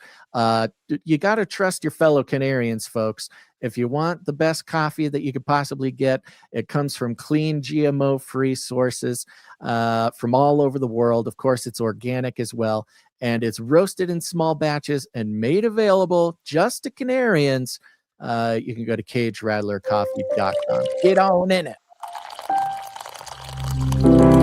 Cage Rattler Coffee, where value for value never tasted so good. That's right. And I've just been told that they are running a celebratory baby emu hatching deal. You can use the code baby emu, all caps, baby emu when you check out. Get an extra 5% off there. Oh, yeah, and I forgot to mention at the top of the show, I had 3 more baby emus hatch over the weekend. You are going to be, what's like the biggest emu wrangler out there in America? I don't know, but you've got to be on the list. I'm sure the list is not very long, but just, beware. One of the emus may be a spy for the CIA. So just, yeah, well, I'm got to hatch all these emus to train them to be my, everybody else is going to have robot dogs, or like the robot killer dogs are going to be patrolling the wasteland to sweep up all the malcontents living off the grid. But I'm raising an army of emus to fight the robot dogs. And there you go. I'll be starting training early. They'll be little ninjas. I'm But yeah, surprised you haven't monetized the emus. They would make a lot of attention. I'm sure the I advertising know. platforms would love it. I'm also surprised. Well, I'll probably have to end up selling some of these baby emus. I don't know if I'm qualified or have the infrastructure to raise 8 emus. This will be this. Well, I've got 2 already, and now I've got 4 that have hatched. That's 6, and I've got 3 more eggs that could possibly hatch any day now in the next couple days. So yeah, we're moving and grooving. It took me 3 Emu years. World Order. Took me 3 years, but I finally dialed in how to actually hatch these emu eggs here. So. I could just picture somebody, CIA guy flying over the Basil Rosewater property and seeing hundreds of emus with googly eyes, and it scrambles the cameras. They don't know what's going on. Yeah, right. Their sort of camouflage makes it look like the ground is like quaking or something. Yeah, I do have a dream or a fantasy to like have a herd of like 50 emus, and then I get myself a horse and I like gallop around in the herd of emus like across the plains. It'd be pretty cool. I think that's that's an opening scene to the Canary Cry movie. Yep, I think that'll do it. So there you go. I'll keep everybody posted. I'll probably talk more about it on Thursday for Canary Cry Clubhouse. If anybody wants the emu updates, you got to tune into Canary Cry Clubhouse on Thursdays. Okay. Let me see. I think we have some more producers who came in under the executive producer amount. We'll thank them later on in the show. But thank you to everybody who's keeping the show alive with your time, your talent, and your treasure. Absolutely. Thank you so much. Appreciate you. Let's jump in or back in to some alien talk, a little update. You don't know what you're looking at. What's driving that thing? It's not a space alien. Aliens. It's unidentified. The New York Post is reporting missing Air Force general with ties to UFO community planned not to be found, wife says in chilling new 9/11 call. The wife of the retired Air Force General William Neal McCasland, who disappeared without a trace from his New Mexico home in February, told 9/11 dispatchers she feared her husband planned not to be found. And we have the clip here. It's about 2 minutes, Basil. Let's play it. Let's hear this call. This is April. How may I help you? Hi, April. My name is Susan Wilkerson. My husband is missing. Okay. And it's been about 3 hours, and I have some indication that he must have planned not to be found. He's left his phone. He changed his clothes into I don't know what. I think he's on foot. All of our cars and bicycles are in the garage. I left for a doctor's appointment at about 11:10, and he was here at that time at the house. And I got back from that at noon, and he was gone. He turned it off and left it behind, which seems kind of deliberate because he's always got his phone. He has a smartwatch. I don't know if that's with him or not. Has he ever done this before? Never. Nothing even remotely like it. He's a retired Air Force Major General. He's very responsible, but he's also facing some medical issues. Do you have any video at your home? No. Has he been diagnosed with any mental disorders or anything like that? Well, we've been seeing a doc for both physical and mental in terms of anxiety, short-term memory loss, lack of sleep. The same doc I went to see today. Does he carry any weapons on him?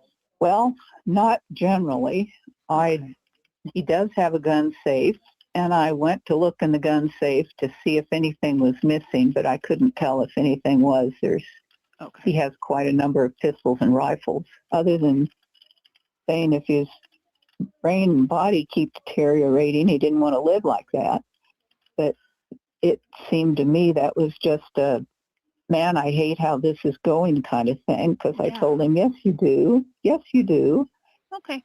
We're going to send some deputies up to talk to you, see if we can search a little bit and see what's going on, okay? Sure.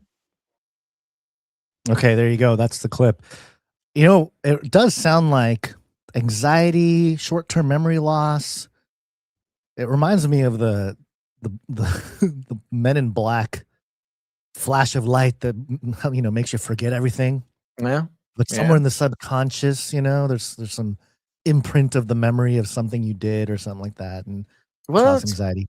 it's very interesting because, of course, we were kind of all the reporting early on was done in such a way, not maybe so explicitly, but was done in such a way that, was really insensitive or inappropriate to to consider maybe he went off on purpose, right? That Right. it sounded he changed his shoes, he wore his hiking boots, his gun was missing, his phone was left at home. And it was, I don't know, it wasn't so explicit, but it was kind of like, hey, he's an old guy who may have wandered off and has nothing. Even the reporting was like, his wife says it has nothing to do with his UFO background. Stop saying that. But the actual 9/11 call itself, I mean, that's pretty implied. The wife says herself, it seems pretty deliberate. Yeah. So yeah, I don't know. The media is carrying on with this. Last I saw, it's funny because we're just watching the articles fly by. 4 scientists and military guys connected to UFOs gone missing. 5 UFO scientists and military guys. 6, 8, 9. I think I saw one that said 9 just the other day. So, yeah, this guy is. He started an entire genre for the mainstream to keep track of, which is missing important people. Well, specifically connected to UFOs and yes, that's what alien I mean, yeah. technology stuff, like that, right? Yeah. Well, which again, it does feel like if we're thinking about the narrative craft here, it does appear to be because what could the outcomes be here? That this is, they're getting recruited for a really top secret military mission for the United States or maybe the world. Or they're getting taken out, so the truth. Or they're getting taken out, right? There's, of course. So there's some different possibilities. Because the list itself is confusing because some of the names on the list are people who have gone missing, others are people who have died.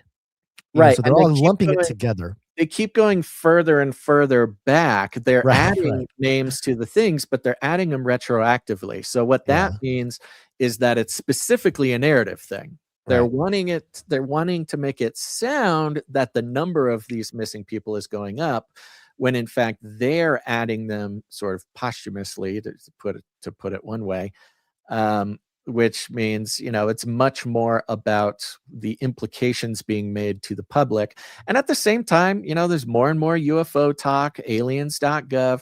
It does seem part of the growing narrative where they want the public to be thinking more and more and more that aliens are coming. Yeah, and there was a clip that it didn't go viral really, but people were sharing it around over the weekend, and people need to pay attention because it was a clip of Marco Rubio talking about how we really need to get to the bottom of this. We've shot down 4 of them. We need to, blah, blah, blah, blah. They might be releasing technology. And people are like, oh, no, they're about to release the technology. Ah. Right. But there's a clip from the balloons. The Chinese balloons. Yeah. So it had nothing to do with UFOs, technically. Speaking of UFOs, before we go to the next one, I threw a link in our notes there below the UFO thing there. Okay. This is coming just posted by Daily Mail. It's about Artemis II. The headline says, Artemis II reports strange patterns on the moon as the NASA crew conducts historic flyby. Strange patterns. Yes, the relevant matter here says, as the astronauts swept over the far side in the Orion capsule, they reported seeing striking geometric patterns, winding formations they deemed squiggles, and unexpected shades of green and brown across the rugged lunar terrain. The moon's far side permanently faces away from Earth compared to the familiar near side that features heavily cratered landscapes, a thicker crust, and fewer of the dark volcanic plains visible from our planet. The astronauts have spotted newly formed craters on the lunar surface that stand out like tiny holes in a lampshade, Koch told the NASA control room as the crew flew by. Quote, all the really bright new craters, some of them are super tiny, most of them are pretty small. There's a couple that really stand out, obviously, and what it looks like is a lampshade with tiny pinprick holes and the light shining through. This is definitely part of the disclosure, Basil. It's got to be, right? He's describing these craters not as how we see craters on this side, which is dark divots. Right. He's saying there's light shining out from the craters. A lampshade has the light inside, the light comes out of the holes. It's like the Incubus lyric, you know, the sky looks like a backlit canopy with holes punched in it. Maybe they're the windows to the spaceship that is the hollow moon. Yeah. The moon bases, the moon is hollow. We know this, of course. It rings like a bell when you crash stuff into it. And, you know, they couldn't put any windows or portholes towards the Earth because then Earth could see the light shining through from the aliens or the Nazis or the Nazi aliens, who are inside with their bright lights. I think that's pretty weird, man. Oh, we could get a hot tub in the moon base. I'm going back to the Netflix live stream. They're just back and they're inside the ship. They're not show the outside of the ship. We don't care what you guys are doing in the ship. They're drinking coffee. What is this? What are they talking about? Drinking coffee? Are they drinking Cage Rattler coffee? Because otherwise we don't care. No, guys eating something. Says Come here, on. Glover has been relaying what the team has witnessed from the windows, telling Mission Control that they are seeing an island of terrain completely surrounded by darkness. Up north, there's a very nice double crater. It looks like a snowman just sitting there, he continued. On the southern edge, there is a hole, just blackness and a wall of brightness. It looks like there is a gigantic hole right there. While observing one large impact basin, Glover noted a striking contrast between the outer and the inner rings. Rings? Rings? What rings? Like the crater rings? Yeah. What's going on right now? It's very interesting. Got some weird reports coming from the far side of the moon. You can see the aliens waving from the windows there. I'm going to take this opportunity, Basil, to mention another thing that I hadn't really seen anybody talk about with this Artemis II moon mission, which is that there is something called the Avatar on board with them. And I made a post about it here. Let me just find the post so I can just read that to you. Okay, so here we go. So according to NASA, there's a chip on board, Basil. There's a small, it's a chip. It's a microchip looking thing. It looks like a little USB port.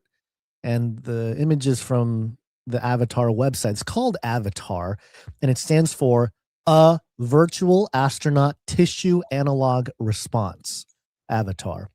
And it's an organ on a chip, and it's a device that contains the cells of the Artemis II astronauts, and it's up there with them. And the whole thing is to study how these cells react to microgravity and radiation effects and deep space effects and all this kind of stuff. That's what they claim anyway. And this is a NASA project partnered with the U.S. government, a bunch of agencies in the U.S. government, including BARDA, which is the Biomedical Advanced Research and Development Authority. And they say that this is for, it's just for the betterment of humanity. We're going to find out how it's going to help medical health on Earth somehow. It says here that Artemis II Avatar is a small experiment flying aboard Artemis II that could lead to big impacts in healthcare, both for astronauts in space and citizens on Earth. So, and I mean, all I can think about is the movie Avatar, you know, where they had the genetically grown meat suits of you know, these guys from another world, and the other planet people thought that you know, they were possessed by demons or something like that, but it was just humans inside these virtual meat suits, and it was all about genetically engineered alien meat suits or something. Anyway, I thought it was interesting, Basil, that they would have these little microchip, what is it, flesh on chip, what do they call it, organ on a chip of the astronauts with the astronauts, which is, it's like this esoteric thing where it's like, oh, the human cells, you know, the sample of the cells next to the actual body of the people, you know, to test how the cells may react similarly or differently or something like that. There's some strange esoteric supernatural type of thing going on there, or a spiritual thing going on there. So yeah, just a little report so people understand that there's more than meets the eye with all of this. And they got these gnarly looking metal cases that they're in. And so there you go, Basil, the Avatar on board. Well, let's shift gears here from UFOs and space and moon bases. Let's check in with AI. There's some very interesting AI sort of cultural academia that I caught over the weekend here. Artificial intelligence. This is coming from Ars Technica, and you know, this originally stood out because we have been noticing just in the sort of ambient messaging from culture and the media this year, one big theme coming through is surrender. We had the airplane heads down, hands up, sort of hypnotic chant come through earlier the year. We had Brian Johnson talking about surrendering to the DMT, or surrendering to creation. Of course, lots of surrender talk with the Iran war. This sort of ambient low hum of the theme of surrender this year. And so this headline stuck out from Ars Technica: cognitive surrender leads AI users to abandon logical thinking, research finds. When it comes to large language model powered tools, there are generally two broad categories of users. On one side are those who treat AI as a powerful but sometimes faulty service that needs careful human oversight and review to detect reasoning or factual flaws in responses. On the other side are those who routinely outsource their critical thinking to what they see as an all-knowing machine. Recent research goes a long way to forming a new psychological framework for that second group, which regularly engages in, quote, cognitive surrender to AI's seemingly authoritative answers. That research also provides some experimental examination of when and why people are willing to outsource their critical thinking to AI, and how factors like time pressure and external incentives can affect that decision. In Thinking Fast, Slow, and Artificial: How AI is Reshaping Human Reasoning and the Rise of Cognitive Surrender, researchers from the University of Pennsylvania sought to build on existing scholarship that outlines two broad categories of decision-making.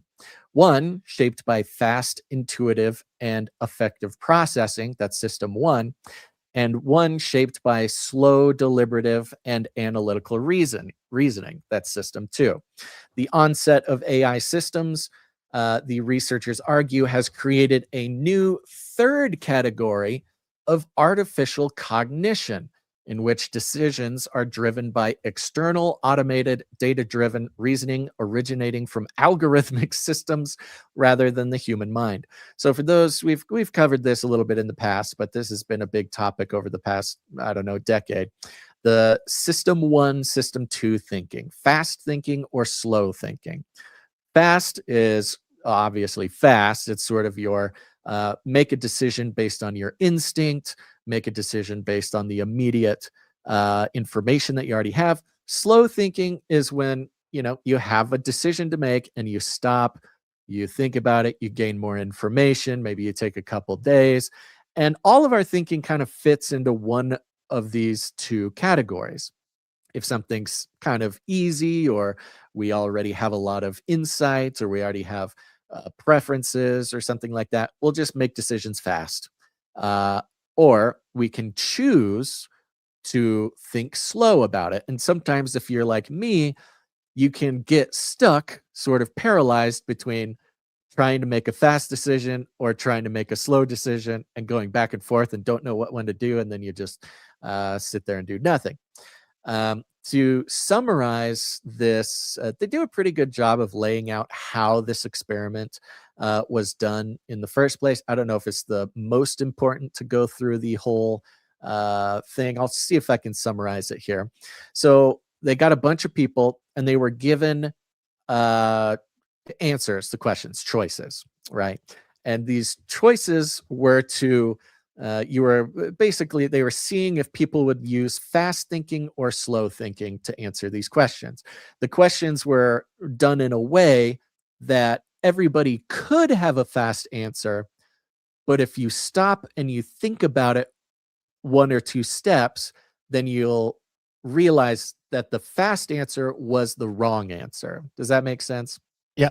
It's an answer that you could answer quickly, but if you don't think a couple steps ahead, then you actually would answer incorrectly by going fast. Sure.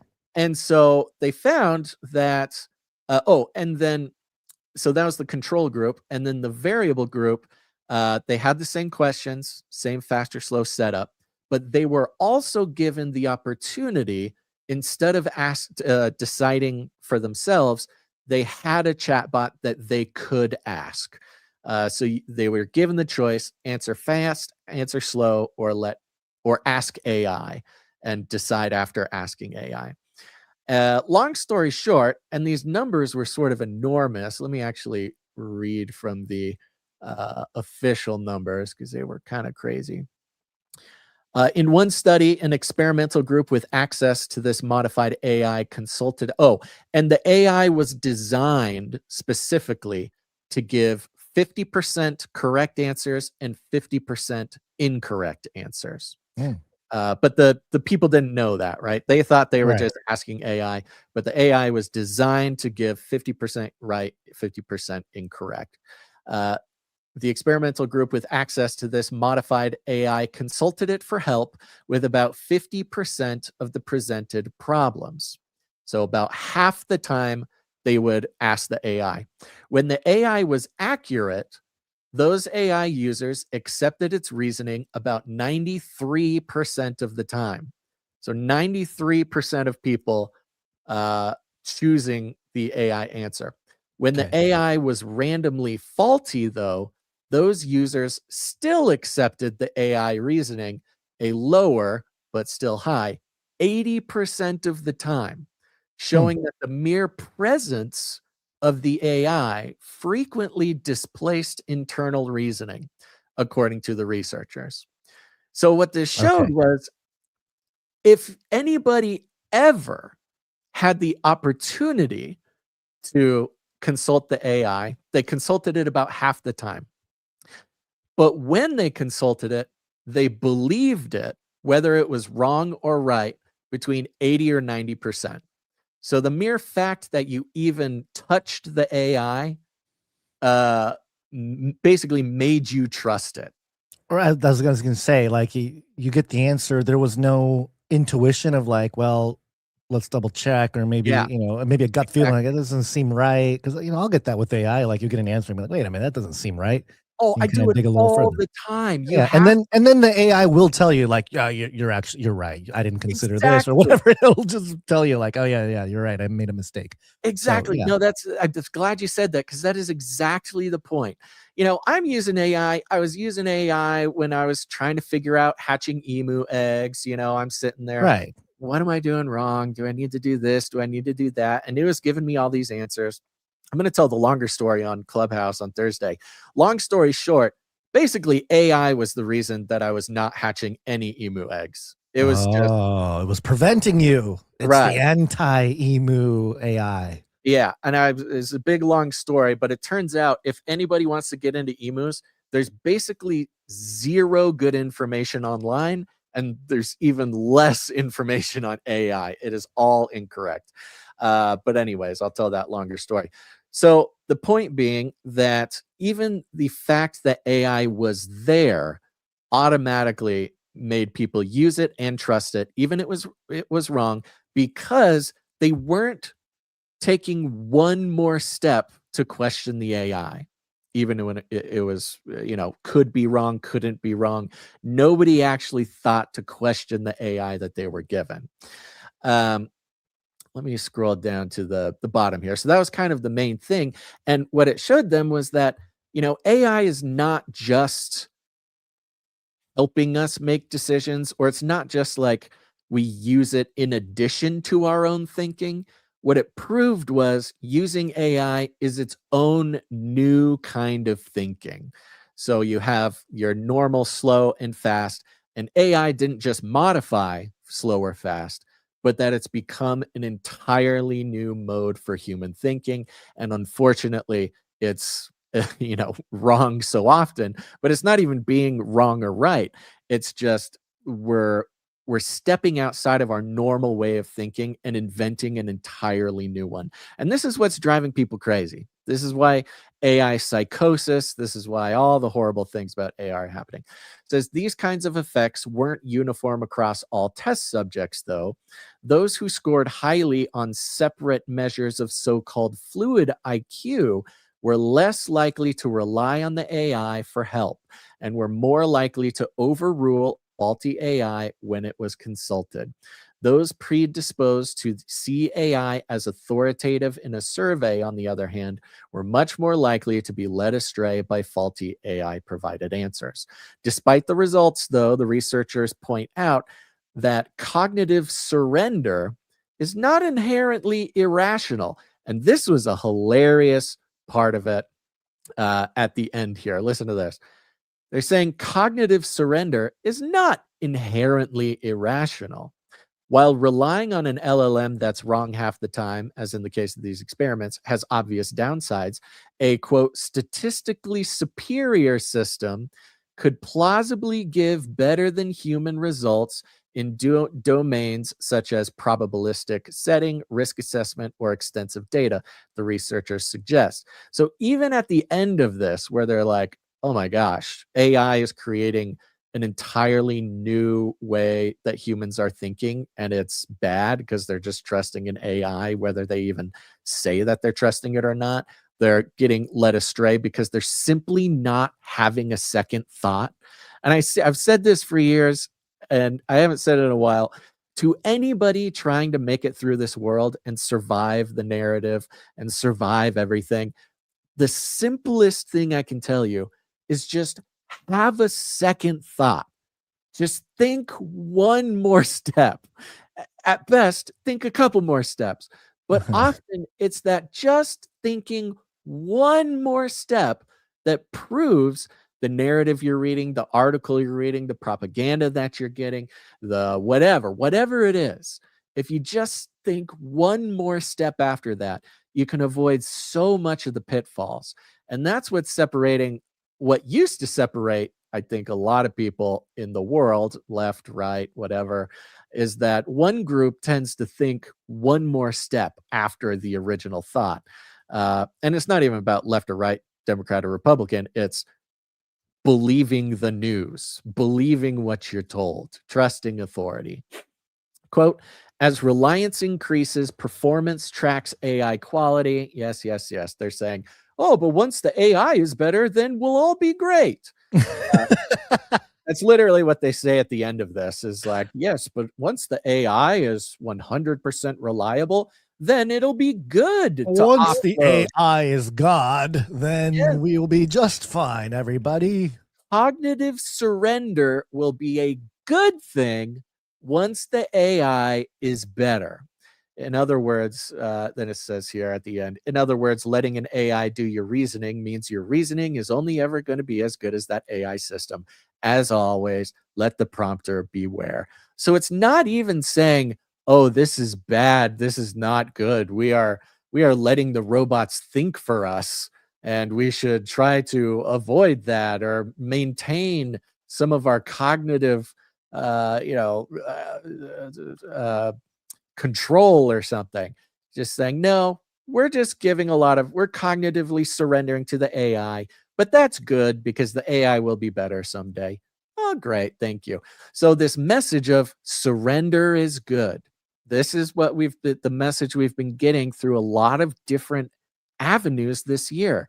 Heads down, hands up. It's for your safety. The posture of surrender. We've got Brian Johnson surrendering to, to put it plainly, surrendering to psychedelics changed his life and saw the universe. Surrender to the psychedelics. And again, you think of, they're saying surrender, surrender, surrender. It's for your own safety. It's for your own enlightenment. And the initial response is like, see, they want us to surrender. That's bad. We should not surrender. But what it is a counterfeit of a deeper biblical truth that we know, much how the enemy counterfeits everything. Luciferianism, Satanism, it's all a mirror opposite of the spiritual mechanics of how God has set up the universe, because we are called to surrender to Christ. We are called to surrender to the creator of the universe. But in classic counterfeit, esoteric, occult, technate fashion, they take that concept of holy surrender to the creator, flip it on its head, and pound into our skulls and into our culture that surrendering to authority, surrendering for your safety, surrendering to the psychedelics, surrendering, in this case, to the AI. Don't worry, once it's better, is the way to go. I think this is a broadly applicable piece of the spiritual propaganda that is setting a lot of people up for whatever this new golden age is. So walk us right into the beast system. All to AI, I surrender. All to algorithms, I freely give. All to will ever love and trust the algorithm in its presence daily live. Everybody now. I surrender now. All I surrender all to thee, my blessed AI, I surrender all. There we go. Wow. I can feel AI in this sanctuary. Oh, is that going to free me from the murderous AI robots when they come online? Like, you sang the first AI love song, worship song. You will be spared. The AI's here to help you, Gons. Don't worry. Just surrender. Just surrender. Oh, boy. Okay. Well, good thing that our brains are being surrendered, because the next step is completely surrendering all of our being, not just our cognition. And this is an article that was published by the New Yorker, which ironically has like the creepiest AI video loop as part of this. The headline is Sam Altman may control our future. Can he be trusted? ? Yeah, of course. Do you want to describe this loop video? Yeah, well, the AI image, it's like a little GIF, and Sam Altman is standing there, and attached to his head is, let's see, about 9 other Sam Altman's heads. Like his body is there, he's standing there, and it's like he has 10 heads or 10 horns, perhaps, sitting on his shoulders, and they all have different expressions. Like some are sad, some are happy. He has many faces. They're kind of calling him duplicitous a bit.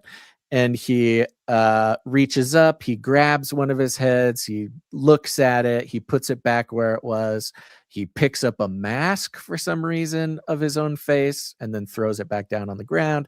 So, pretty creepy, pretty weird. Definitely looks like, a reference to like some Babylonian many-faced god. Yeah, multi-faced god, or some sort of theophany. In the Bible, there's often creatures that have multiple faces, different animals and stuff. Yeah. Well, the article, it's very, very long, so we're not going to read it. But basically, it goes over some of the drama behind OpenAI and some of the internal turmoil that has persisted over there with different things going on.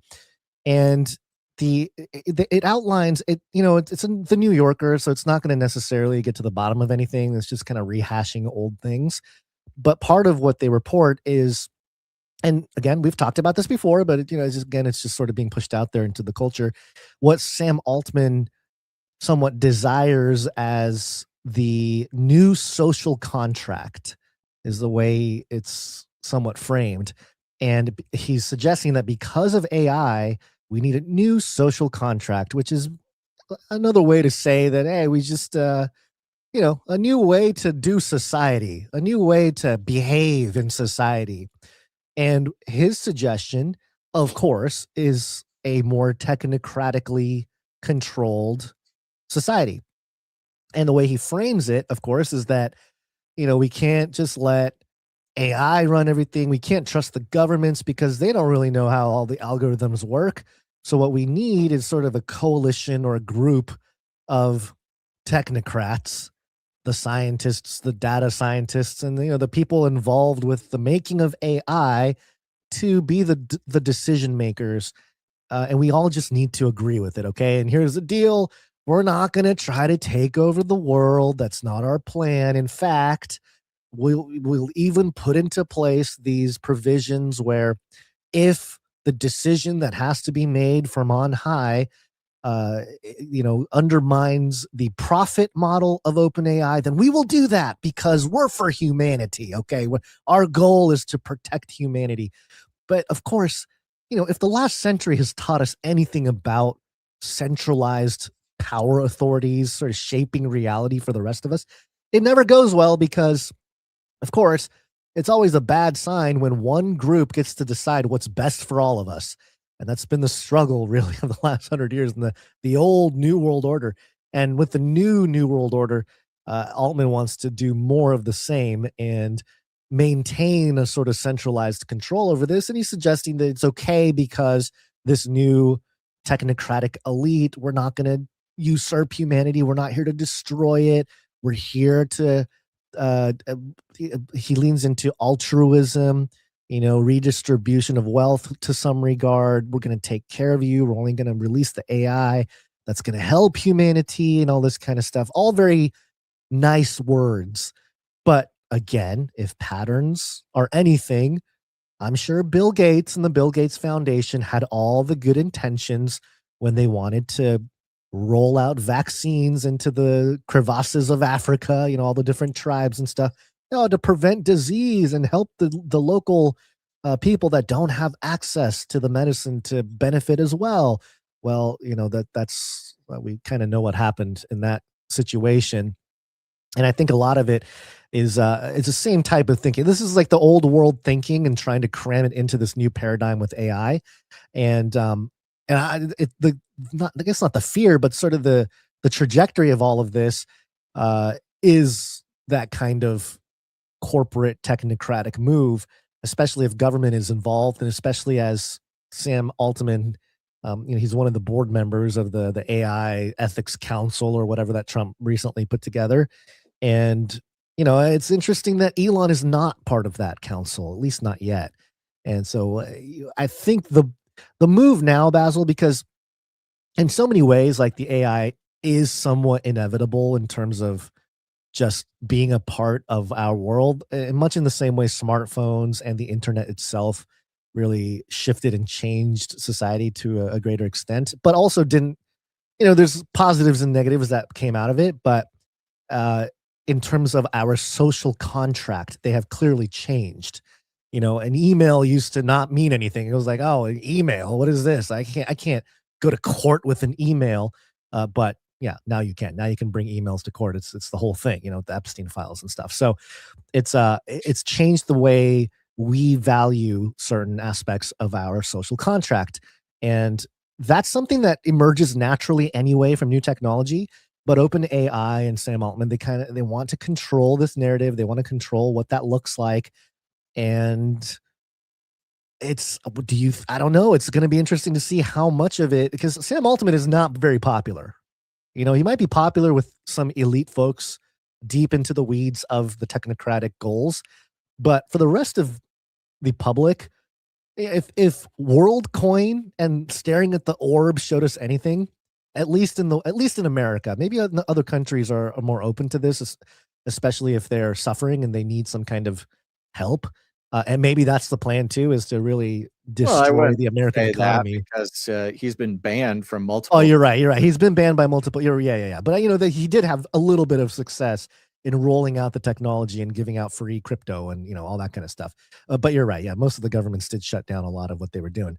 Yeah, even worldwide, he's looked upon as kind of like, nah, no thanks. We really don't need your assistance in like the development of artificial intelligent ethics. But he keeps popping up and he's not going away, I don't think, anytime soon. And so it'll be interesting to see if there is some sort of civil war in terms of what AI makes it or how AI is used. And to me, it's kind of, there's two choices for the common citizen. And one is to do our best to not use it ever, right? Just completely go off grid, like go offline. The problem though, is as the surveillance apparatus comes online and it gets deeper and wider and more effective and all this stuff, there is no off grid. There's kind of off grid, but you're never really off grid. Like they can find you, it's not as off grid as it used to be, maybe 50 years ago. So there's that. That's one option. Try to really go Amish in like a true sense, or to use what's available and do our best to guide the use of it for positive things. Lean into the Beatitudes, lean into some basic biblical principles, or maybe even just even in the secular sense, just some common sense ethics to try to roll out things and try to prevent things, the usage of it, even if it means it stalls progress, which is a very difficult thing to do, especially if you're a technocrat. You just want to keep things moving. But if there is a way to slow down progress in that sense, and I'm not saying that these things are going to happen, it's just more of an idealistic outlook here. I don't see any other way around it until it all sort of culminates in the entire beast system and the mark and the image and all that kind of stuff that eventually will roll out, it seems. Those are the only two paths really I see, Basil. You either use it and do your best to use it in a positive direction, or you try to avoid it at all costs. But even then, if you're going to participate in some level of society, it's going to be hoisted upon you, much like the internet was for everybody. Yeah. Well, it just depends. You got to make a choice about how much you want to participate in society. I mean, it goes back to that kind of defining question. That's been a question for Christians, for thousands of years. Right. To a degree, it all comes down to how much of society do you participate in? Right. And, that's going to be a great question moving forward. Yeah. And even then, again, as I said, even if you choose not to, it's not as if you get to completely unplug and stay away from it. It will be, you will still be under the watchful eye of the AI in some capacity. Your data will be gathered, whether it's, this little region and this little family of googly-eyed emus and this strange man running around with googly eyes. He's not participating in the deep algorithms of society. But that itself will provide a sort of database. I think that's even more interesting because, you could, I don't know. I think you can say, well, I'm just not going to create any data. You can make that choice. Don't get on a cell phone. Don't have the internet. You can create no data. But of course, in the AI sort of algorithmic realm, no data is in itself data. It's a form of that's data, part of how they pinpoint certain kinds of terrorists and stuff, is they go, hey, this guy's not actually making any data. Right. Why? What's going on? Maybe look in different directions, look in different outlets. They found various terrorists over the years because they didn't have any cell phone data. They go, that's weird. There's no cell phone data. But then they look and they go, oh, it's because he's chatting over World of Warcraft. Right. Which I've said this before, but I had a hacker buddy I haven't talked to in a few years, but he was, we were talking about this kind of thing. And he's like, I'm like, oh, I just want to go off the grid. I don't want to make any data. He's like, no, you got to make some data. You gotta do something online. You gotta have, do something on your phone, because if they see there's no data, then that's suspicious. So right. It says here, AI capacity may soon displace oil or enrich uranium as the resource that dictates the global balance of power. Yeah. Altman said that the computing power is, quote, the currency of the future. Yeah, again, we pointed that out into like 2017. So I know. I get it. I get it. It's just it's interesting to see it reach the social consciousness of the public, of the New Yorker of all places. I think one last topic here to round out this home run of an episode, guys. We're really touching on all the things here. Yeah, we are. Let's talk about pharmakia real quick. We've talked about pharmakia. Of course, pharmakia takes lots of different forms, I guess, in today's day and age. It's always a question for believers what pharmakia to participate in or not participate in. Again, kind of like data, is it possible to not participate in any pharmakia? But one very obvious pharmakia, and of course, pharmakia in the Bible, referencing not just things like potions and medicine, but also magic and medicine, magic and drugs, of course, one exciting version of this. And we see alongside, simultaneously, step by step, in not even a very subtle way, we have technocracy, we have technology, and we have psychedelics moving forward together. They're intertwined. Of course, Brian Johnson mentioned earlier having his DMT trip, sort of giving credence as a priest of the new religion of psychedelics here. But some big news on the science side. Headline: scientists engineered a plant to produce 5 different psychedelics at once.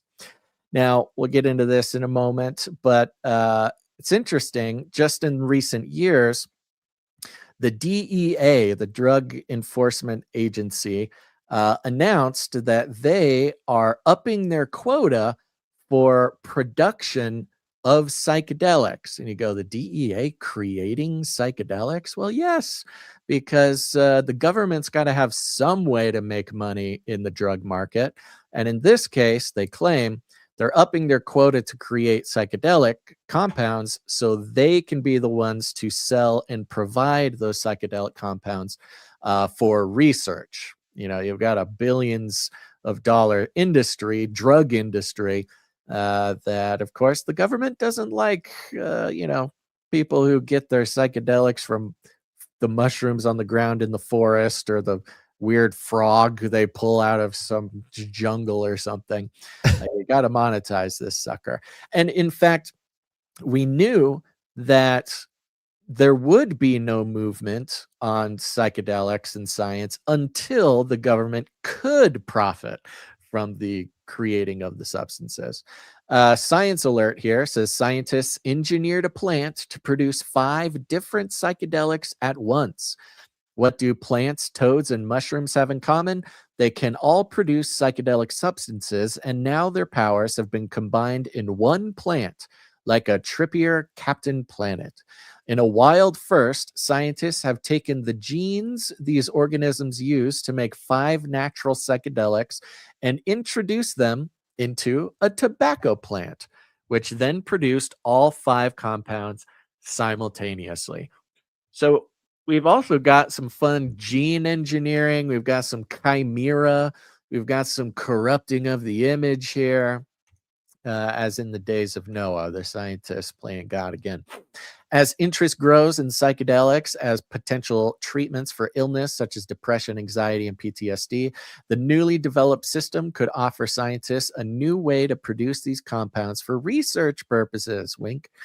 Quote, our strategy established a heterologous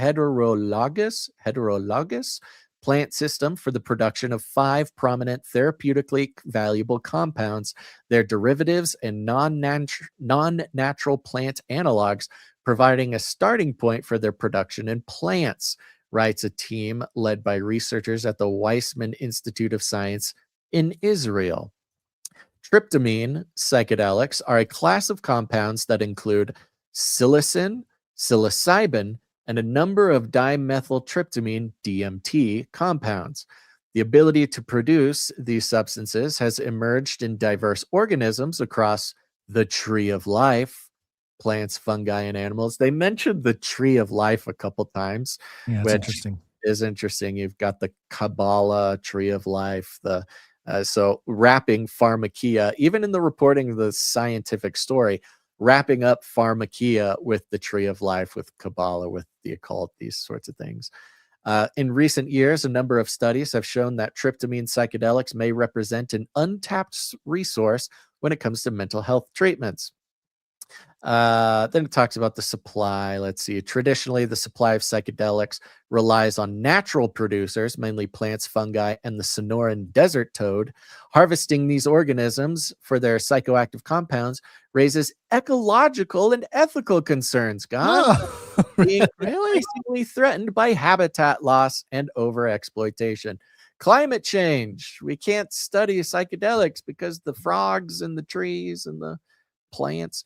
In an effort Eco soldiers and space warriors. That's right. The eco soldiers got to protect the psychedelics in an effort. Well, and actually has been, we laugh about it, but has been a huge problem in the psychedelics conversation from top to bottom, because things like peyote, a cactus that's sort of protected because of its religious importance to like Native American lands. The fact that these substances just come from nature and not a lab has been one of the kind of wackiest part about navigating the whole thing. Because it's just a frog, or it's just like a plant that grows out there. In an effort to tackle this, plant scientists Paula Berman and Janke Hofer and their team set out to map and rebuild the biochemical pathways behind these compounds. They identified the key genes used by two plants, Psychotria viridis and Acacia acuminata, to make DMT, and the step-by-step chemical pathways involved in producing the compound. Then they combined these genes and pathways already known from psychedelic mushrooms and the cane toad, added supporting enzymes from rice and cress, then genetically introduced and combined genetic toolkit and caboodle into tobacco plants. The tobacco was chosen not because of its own drug production, but because it's basically the lab rat of plant species with fast growth.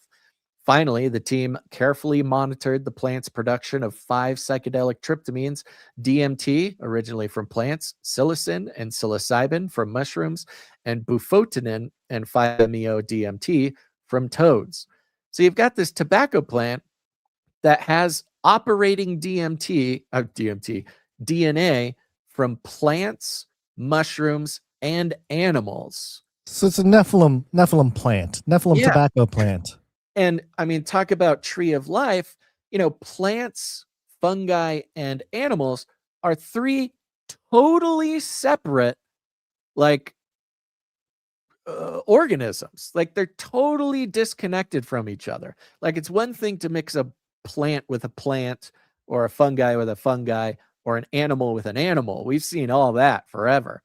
But it's sort of combining the entire taxonomy of life on Earth, taking all the branches of life and combining them into one plant, and it creates all these psychedelics.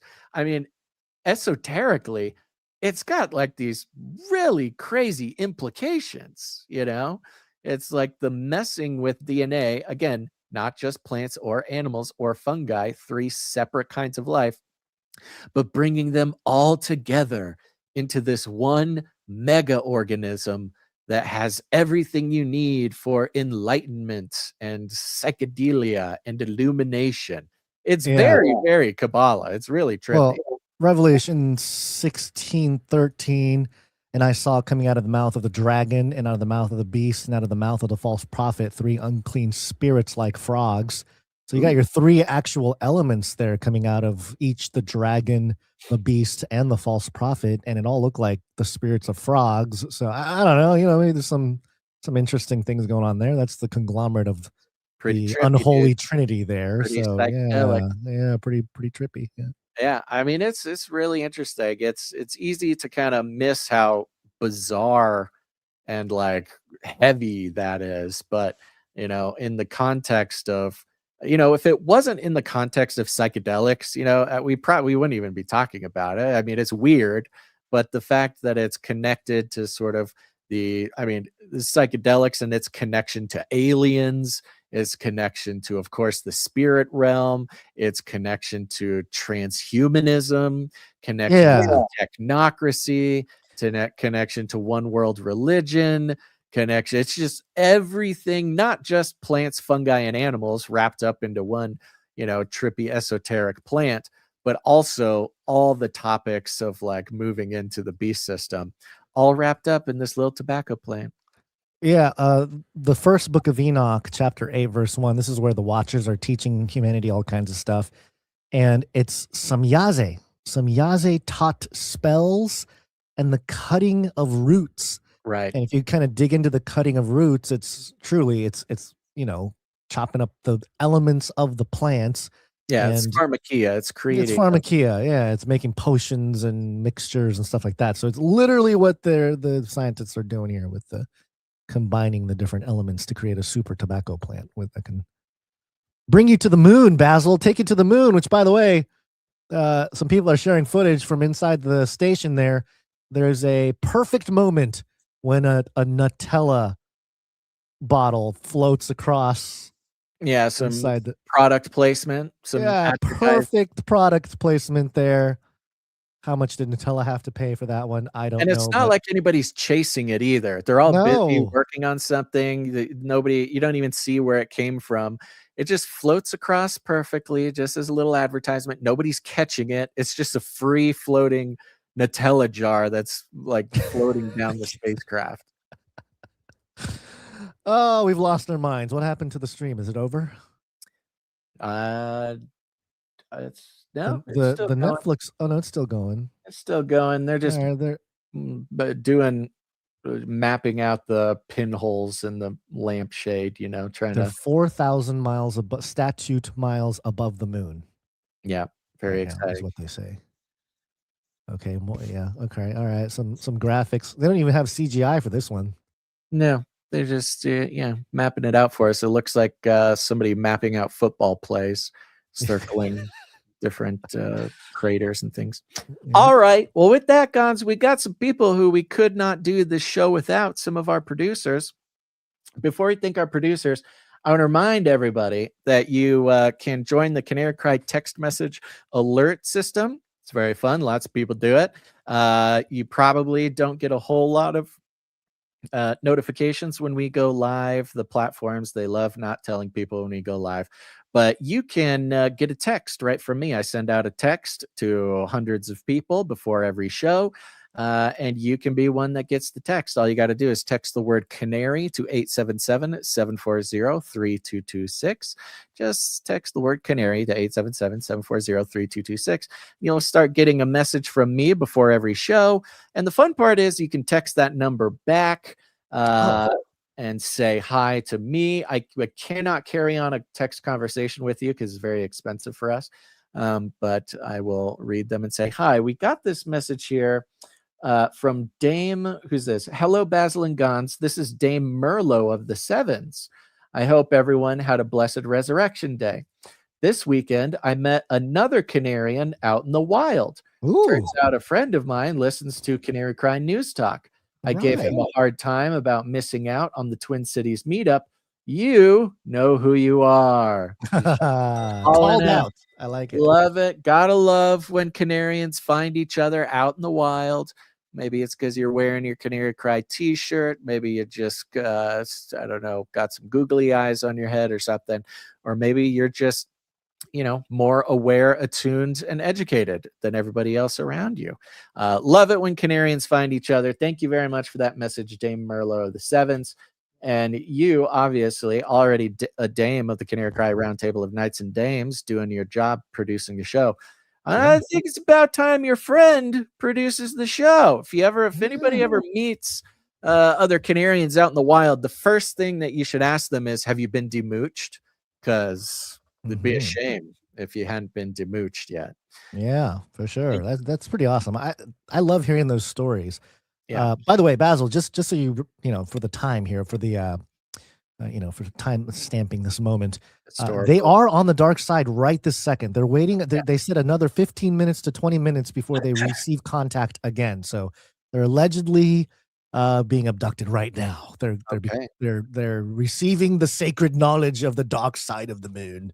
Great. Well, can't wait to hear what they have to say when they come out the other end. Yeah.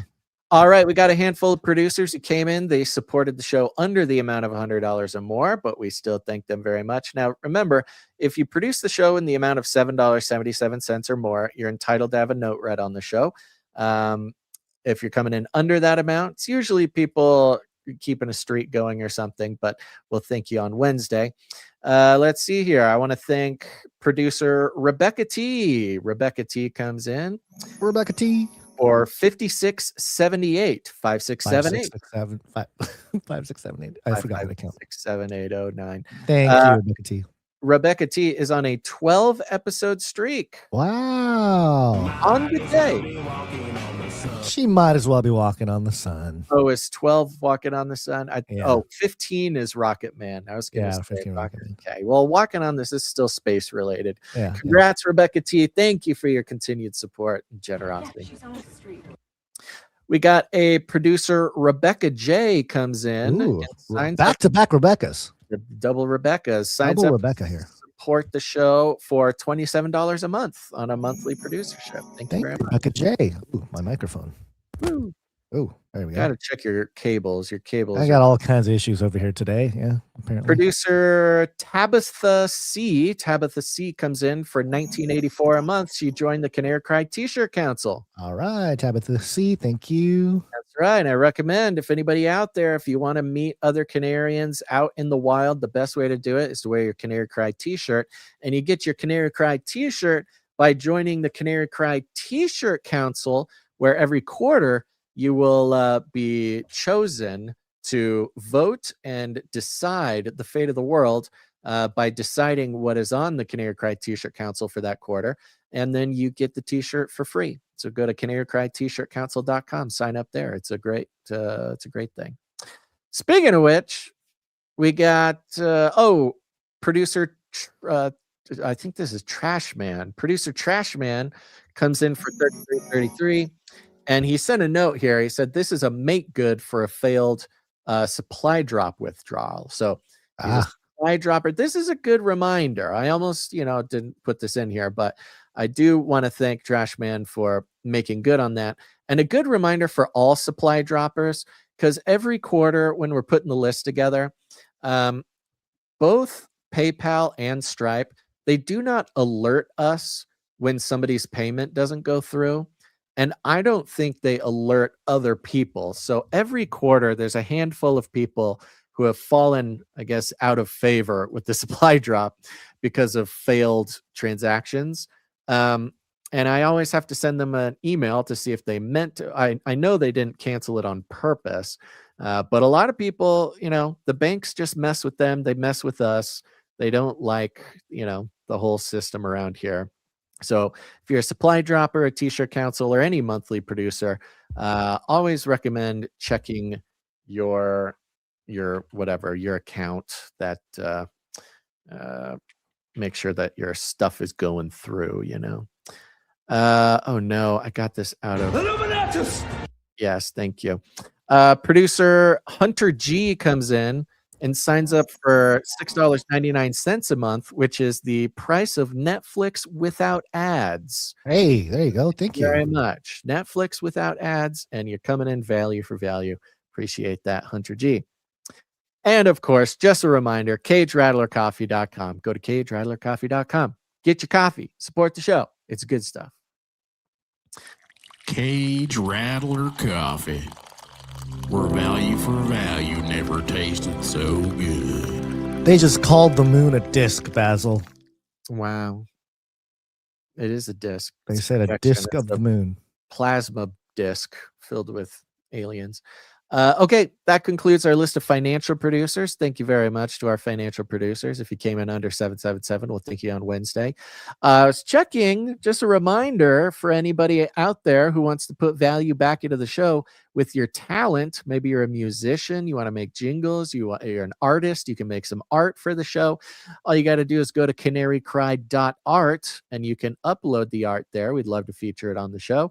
I did not see any new art come in from last week, so that's very I didn't sad. either.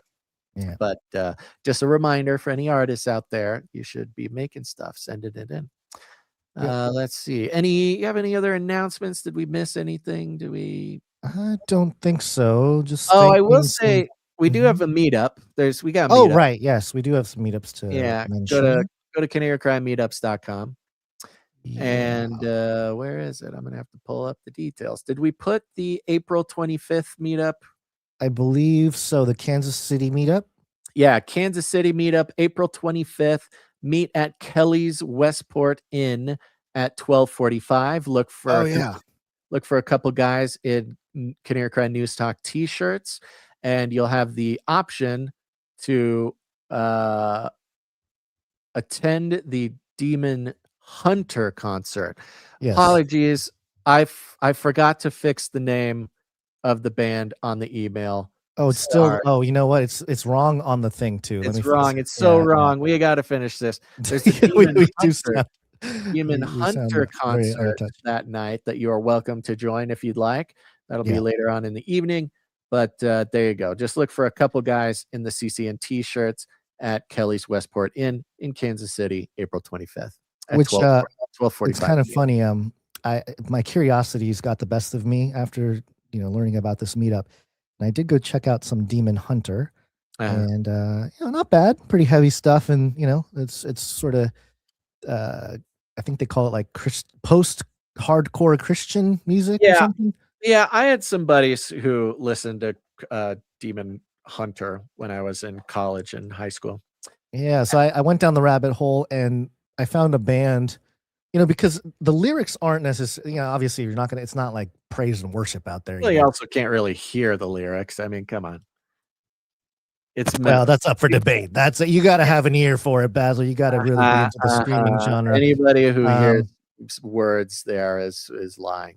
I was in a band that screamed. I myself screamed at one point, so I can have the ear. But also, I found this band called Reformed, and there's a song called "Curse," and it was a good song. I mean, they just basically took like 2 or 3 psalms and turned that into lyrics. Mm-hmm. So and those, it kind of works because a lot of it is very, they're really seeking God and stuff. Like, why do you why don't you punish the wicked and stuff? There's a lot of places that work really well with this genre. Yeah, a lot of the Bible has a lot of really metal lyrics. Yeah, no, it's great. So I'm glad that the young kids are getting exposed to somewhat sound biblical theology from heavy music, because hey, I would have totally been that guy.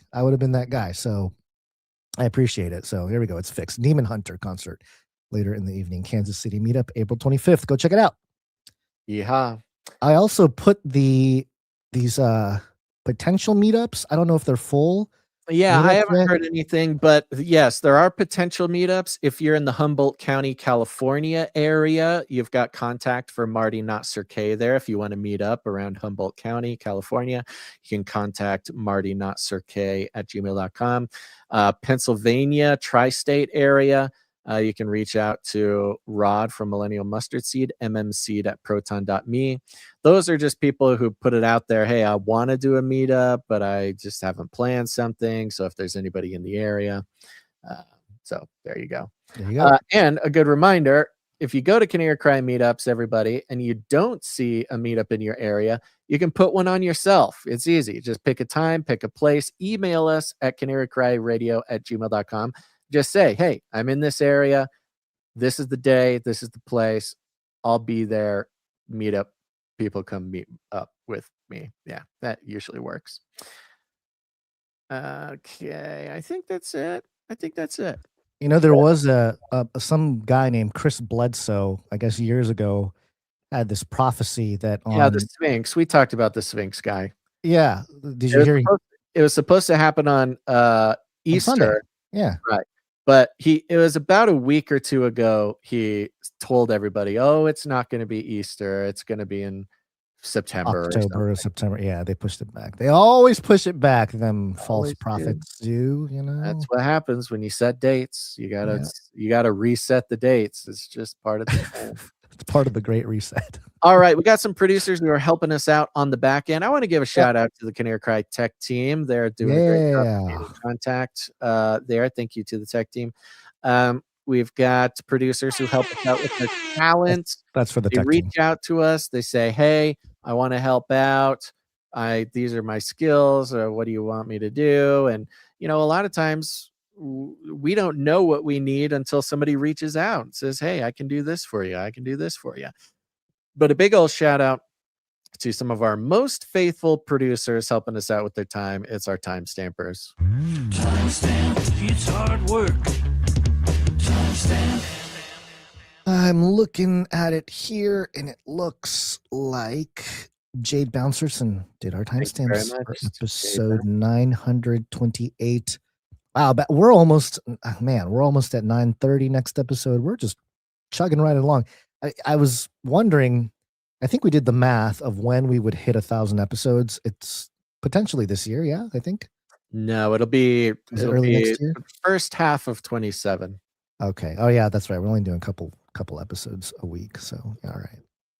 Just Bummer, but it'll be close, I think. unless right? you count, we're further ahead if you count all sorts of things. If you count Well, yeah, but radio you or know, Clubhouse, but we right, I know, but like if we're just doing the actual number of news talk, then I think we got a little over a year, a little over a year Okay. from now.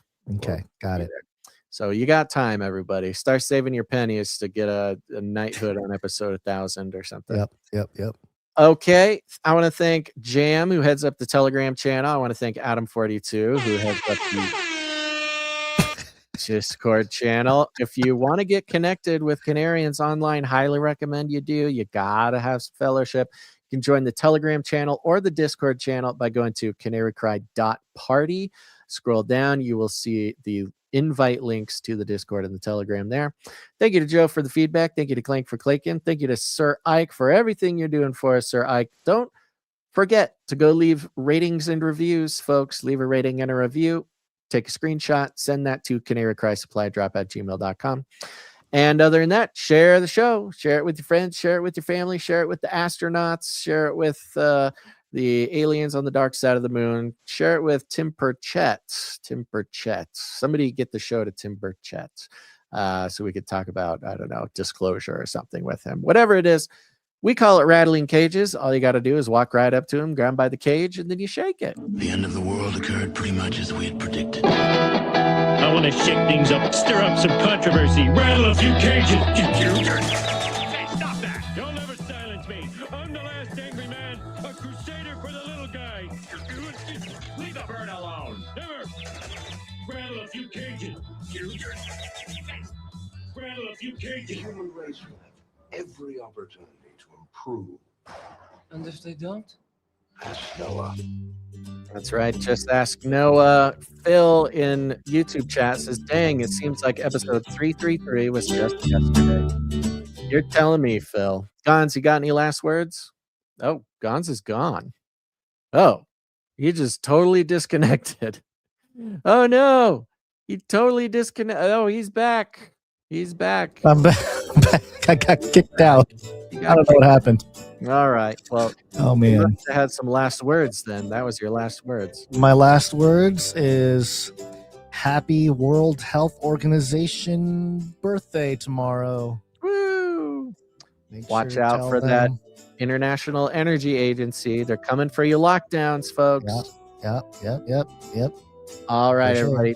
Thanks for tuning in to this episode of Canary Cry News Talk. Make sure to tune in next time. But until then, think outside of that cage. This is the way.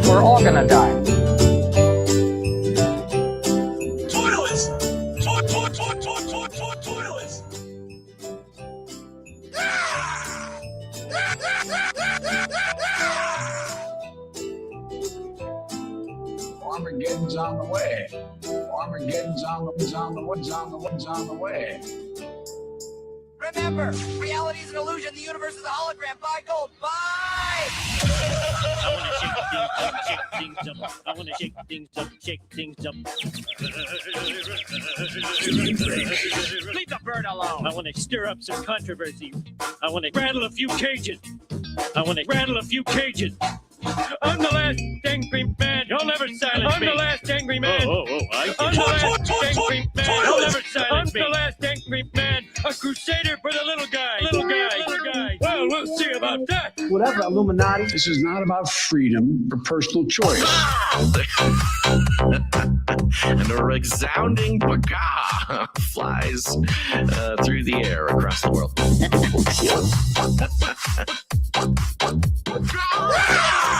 Why are you screaming like a wild bird? Rattle their cage. You had a lot of people screaming randomly. Why don't you shout? Call out. You had a lot of people screaming randomly. Go ahead and... Why don't you shout?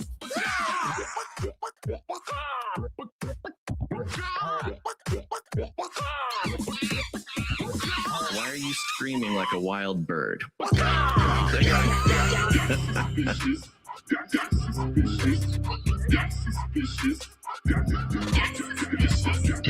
I will say one thing, though. I love Canary Crime News Talk. It's got everything. It's the best podcast. I think Outside the Cage, you know what I mean? Hit the subscribe button. It's not fake news, not at all.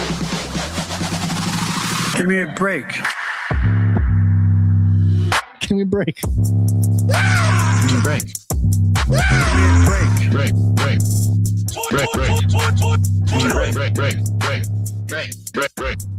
Give me a break. It's Corona time.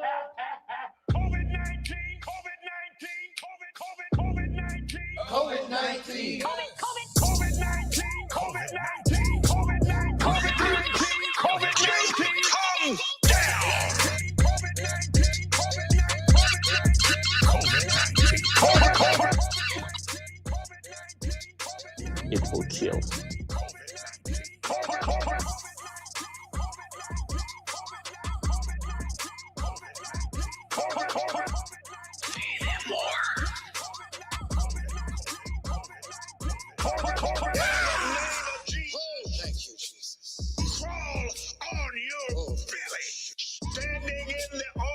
Give me a break.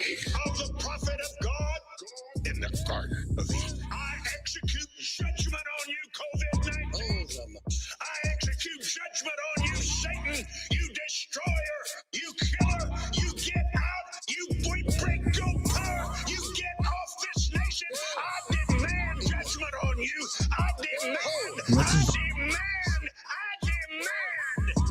a vaccination to come immediately. I've ordered more pills than anyone in the world. No more. I'll call you gone. You come down. What are we going to do? Burn.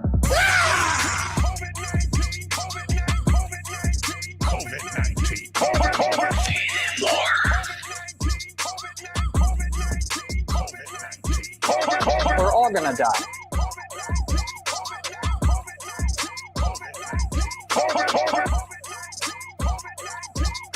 Armageddon's on the way.